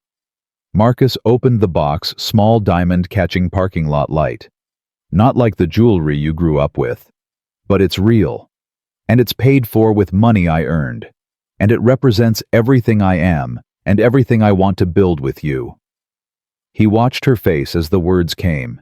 Emotions chasing each other across her features: surprise, fear, hope. "Catherine Monroe, will you marry a guy who fixes air conditioners for a living? Who lives in a house with stained carpets and a furnace that makes concerning sounds? Who comes with a 9-year-old son convinced that socks are a form of oppression and that if you travel fast enough, you can see the past?" His voice steadied. "Will you be part of our weird little family? Make it official. Help me raise this kid, and maybe someday add to our collection of people who can't cook and believe in impossible things." Catherine was crying, nodding before he finished speaking. "Yes. God, yes. 1,000 times yes." He slid the ring onto her finger. Simple silver against skin that had once worn nothing but platinum and diamonds. She stared at it like it was the most precious thing she'd ever owned. Then she kissed him. There in the parking lot where everything began, where two broken people had stumbled into each other's lives and found something neither expected to deserve. "I love you." The words came against his lips. "I love your terrible dad jokes and your calloused hands, and the way you make me feel like I'm enough exactly as I am. I love Danny, and your cluttered kitchen, and the life we're building together." Marcus pulled back enough to see her face. "We should probably tell Danny before he explodes from keeping the secret." Catherine laughed, wet and joyful. "He knew. He figured it out. Kid sees everything." They drove home with hands linked across the center console, the ring catching light every time Catherine moved. Danny was supposedly asleep when they arrived, but Mrs. Chen's knowing smile suggested otherwise. The boy appeared in the hallway approximately 3 seconds after the front door closed. "Did she say yes?" Catherine crouched to his level, held out her hand so he could see the ring. I said yes. Danny threw his arms around her with force that nearly knocked her over. I knew it. I knew you'd say yes. This is the best day. We're going to be a real family now. Official and everything, Catherine managed through tears. We were already family, Danny corrected with the certainty of a child who understood things adults often missed. Now we just have paperwork. The wedding happened on a clear day in spring. Washington Park's Rose Garden, the place where they'd walked during early dates while Danny ran ahead examining flowers. 40 guests, maybe 50. Friends and neighbors and colleagues who'd become something like family. Tommy Briggs as best man, despite his protests that he didn't own appropriate clothing. Mrs. Chen, who'd kept Danny alive during the early grief years. The Rodriguez family from down the street. Danny's role was never in question. Ring-bearer, flower boy, best man junior, he offered to fill all positions simultaneously. You can't marry yourself, Marcus pointed out. I could try. I'm very efficient. Catherine found her dress at a vintage shop. Tea-length lace cream-colored $400 instead of the $40,000 her mother would have expected. Marcus bought a suit rather than renting something he could wear to other occasions. Practical, in ways that felt meaningful. The ceremony was simple. Brief remarks about love and commitment, the choosing of each other through difficulty, the family they'd built from broken pieces.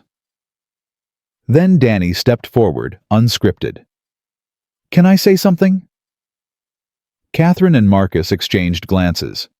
Danny hadn't mentioned wanting to speak. When Mom died, I was really scared that Dad would be sad forever. That we'd always feel like something was missing. His voice carried clear across the garden, steady, despite his age. Then Catherine showed up. And at first I thought she was just someone new. But then I figured out she was the person Mom sent us. He looked at Catherine directly.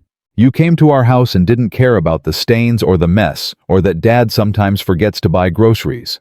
You learned to make terrible pancakes just so we could eat breakfast together. You listen when I talk about Mom like it's important instead of weird.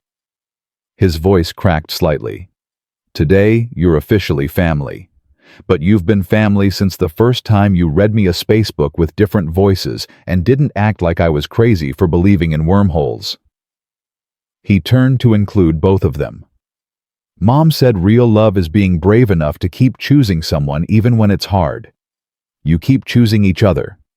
That's how I know it's real. Silence held for a moment, heavy with emotion. Catherine wiped her eyes. Marcus felt his own threatening. Thank you, Danny. The officiant recovered first. I don't think anyone could say it better. Vows came next, simple promises, nothing elaborate. Marcus spoke first. I promise to love you when you burn dinner and when you forget that budgets exist, when you cry about things that seem small and when you fight battles that seem too big. I promise to see the woman in the parking lot, the real one, brave enough to fall apart whenever you start believing you have to perform perfection again. Catherine's voice shook but held. I promise to love you when the furnace breaks and the bank account's scary and the world doesn't make sense. When Danny asks questions neither of us can answer and when grief shows up uninvited. I promise to keep showing up every single day because showing up is everything. And I finally understand that now. Rings exchanged. The officiant pronounced them married. And Marcus kissed his wife for the first time in that garden of roses while Danny cheered loud enough to startle birds. The first year of marriage taught them things no planning could anticipate. Catherine officially adopted Danny 6 months after the wedding. The courtroom was small, the judge efficient, the moment enormous. Do you understand what you're agreeing to? The judge asked Catherine. That this child will be legally yours, with all the responsibilities and rights that entails. Yes, Your Honor. And Daniel, do you want Catherine to be your mother? Danny looked at the judge with those two old eyes. She already is my mother. We're just making the universe catch up to what's already true. The judge smiled, small but genuine. Well said, young man. I hereby grant the adoption petition. In the hallway afterward, Danny hugged Catherine so tight she could barely breathe. I have two moms now, one who's gone and one who's here. That's pretty cool, right? The coolest. Catherine managed through tears. Can we get the dog now you promised after the wedding stuff was done? Marcus laughed. He's been holding that over us for months. A promise is a promise, Catherine said solemnly. Let's go find you a golden retriever. They named him Copper, after the dog Catherine had loved and lost. After the childhood she'd been denied. After the second chances that seemed to keep multiplying. Copper was exactly as dumb and sweet as Catherine remembered golden retrievers being.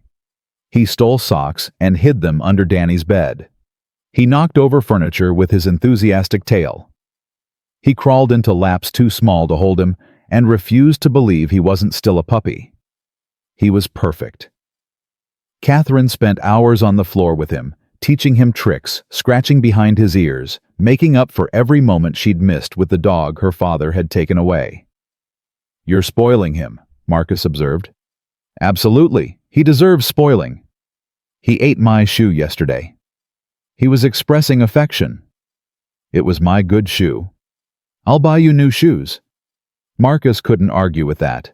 And honestly, watching Catherine light up every time Copper bounded toward her was worth any number of destroyed footwear. The second year brought changes nobody planned. Catherine stepped back from Monroe Technologies, promoting a woman named Sarah Chen, no relation to Mrs. Chen, to CEO. Kept a board seat, but gave up day-to-day operations. I want to be present, she explained to Marcus, for Danny, for us, for the life we're building. I can't do that while running a company. Can you afford to walk away? Catherine laughed. Marcus, I could walk away from everything and we'd still be wealthy enough for 10 lifetimes. My father may have been a terrible person, but he was very good at making money. She touched his face. I don't need more money. I need more time. Time to watch Danny grow up. Time to cook disasters in the kitchen. Time to be a wife and a mother instead of a CEO pretending to be human. What will you do instead? I've been thinking about starting a foundation. Something for kids who aged out of foster care, who don't have families, who got dealt bad hands and need someone to believe in them. Her voice softened. I want to be the person who shows up, the way you showed up for me. Marcus pulled her close. I think that's an incredible idea. The Monroe Family Foundation launched 6 months later. Catherine threw herself into it with the same intensity she'd once applied to corporate warfare, but this time directed toward building up instead of tearing down. She hired social workers and counselors, partnered with schools and community centers, created scholarship funds and emergency assistance programs. And every kid who came through, she treated the way Marcus had treated her that first night in the parking lot, like they mattered, like they deserved kindness, like sometimes showing up was the only thing that really counted. Danny helped too. Spent weekends at foundation events explaining wormholes to kids who'd never had anyone take their questions seriously. You're good at this, Catherine told him after one particularly successful program. Mom always said helping people was the most important thing. Both moms. You both said that. Catherine hugged him tight. Your moms were right. Years passed, the way years do slowly, when you're living them impossibly fast when you look back. Danny grew taller, smarter, developed opinions about politics and music that made Marcus feel ancient, started high school with the same focused intensity he'd applied to everything since childhood. Catherine's foundation expanded, helped thousands of kids, won awards she didn't care about but accepted because the recognition helped with fundraising. Marcus's business grew too. 3 trucks now, 6 employees. Enough stability that he no longer checked his bank account with dread. Copper aged from puppy to dignified middle-aged dog slower, but still determined to steal socks and occupy laps too small for him. And through it all, the family Marcus had built from broken pieces held strong. On the 5th anniversary of that parking lot night, they returned once more. All 3 of them this time. plus Copper, who pressed his nose against the car window, confused by the unfamiliar location. "This is where you guys met," Danny, 15, now taller than Catherine, and almost as tall as Marcus, looked around skeptically. "Doesn't look very romantic." "It wasn't," Marcus admitted. "Your mom was crying her eyes out. I was sad about getting canceled on. Everything was a mess. But you fixed it." Catherine reached back to squeeze Danny's hand. "We fixed it together. That's the thing about broken things. Sometimes they're more beautiful after they heal because you can see where they were put back together." They stood together in the lot where everything changed. "Mom?" Danny's voice was serious. "I need to tell you something." "Which mom?" "Both. I've been thinking about it a lot. About Mom Sarah, and what she'd think about how things turned out." His eyes met Catherine's. "I think she'd be happy. I think she'd like you. I think she'd be grateful that Dad found someone who loves us the way you do." Catherine's eyes filled. "Thank you, Danny." "And I think she'd be proud of Dad, for not giving up, for stopping in a parking lot when he could have driven away, for being brave enough to love someone again." Marcus felt his chest tighten. "I think she'd be proud of you too," he managed.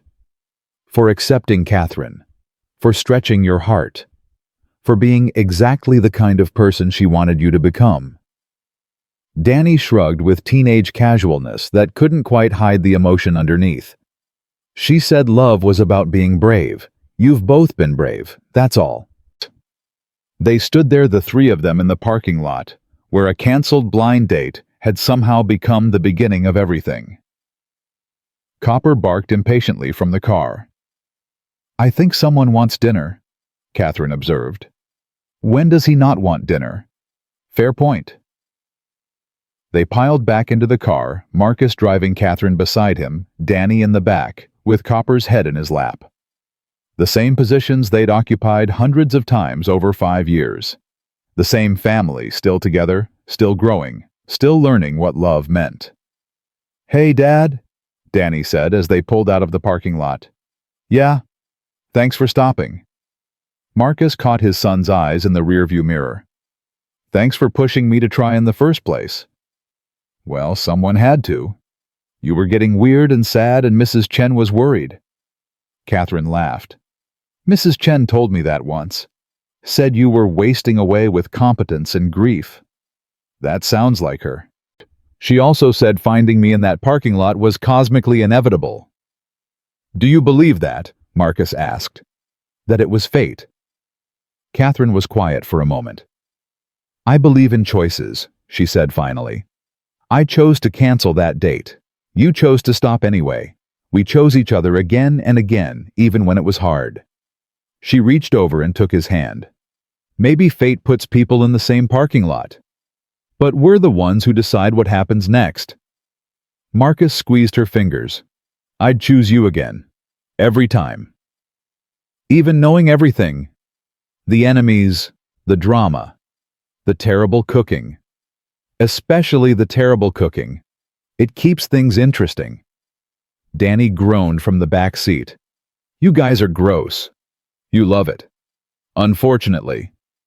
They drove home through streets that had become familiar over 5 years, past the coffee shop where they'd had their first real date, past the park where Danny had declared Catherine officially past Mrs. Chen's house and Tommy's apartment and all the places that held their history.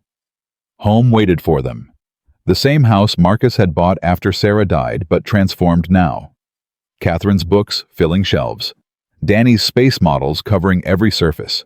Copper's toys scattered across floors. Evidence of a family built from broken pieces, held together by choice and stubbornness and love. They had dinner together, pizza, because some traditions were sacred, and watched a documentary about black holes because Danny was still fascinated by space. Catherine fell asleep on Marcus's shoulder, exhausted from a foundation event the day before. Danny fell asleep with Copper sprawled across his legs, both of them snoring. And Marcus sat there in the quiet living room surrounded by the family he'd never expected to find.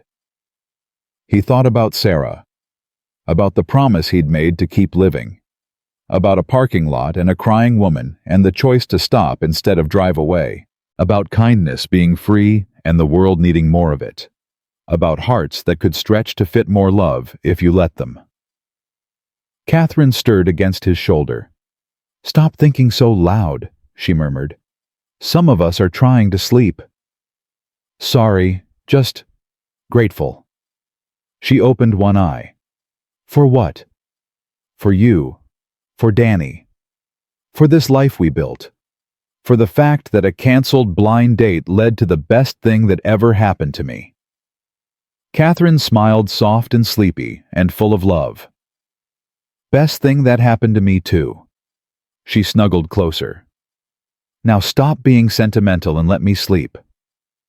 Marcus kissed her forehead. "Yes, ma'am." He sat there in the quiet, watching his family sleep, and felt something he'd almost forgotten how to recognize. Peace. Complete and total peace. Because sometimes the best love stories started with canceled plans and tears in parking lots. Sometimes the person you were meant to find showed up exactly when you'd stopped looking. And sometimes when you chose to stop instead of drive away when you offered kindness without expecting anything in return, the universe rewarded you with more than you ever dared to imagine. Marcus Reed had learned that lesson in a parking lot 5 years ago. He was still learning it every single day. And that was exactly how it was supposed to be.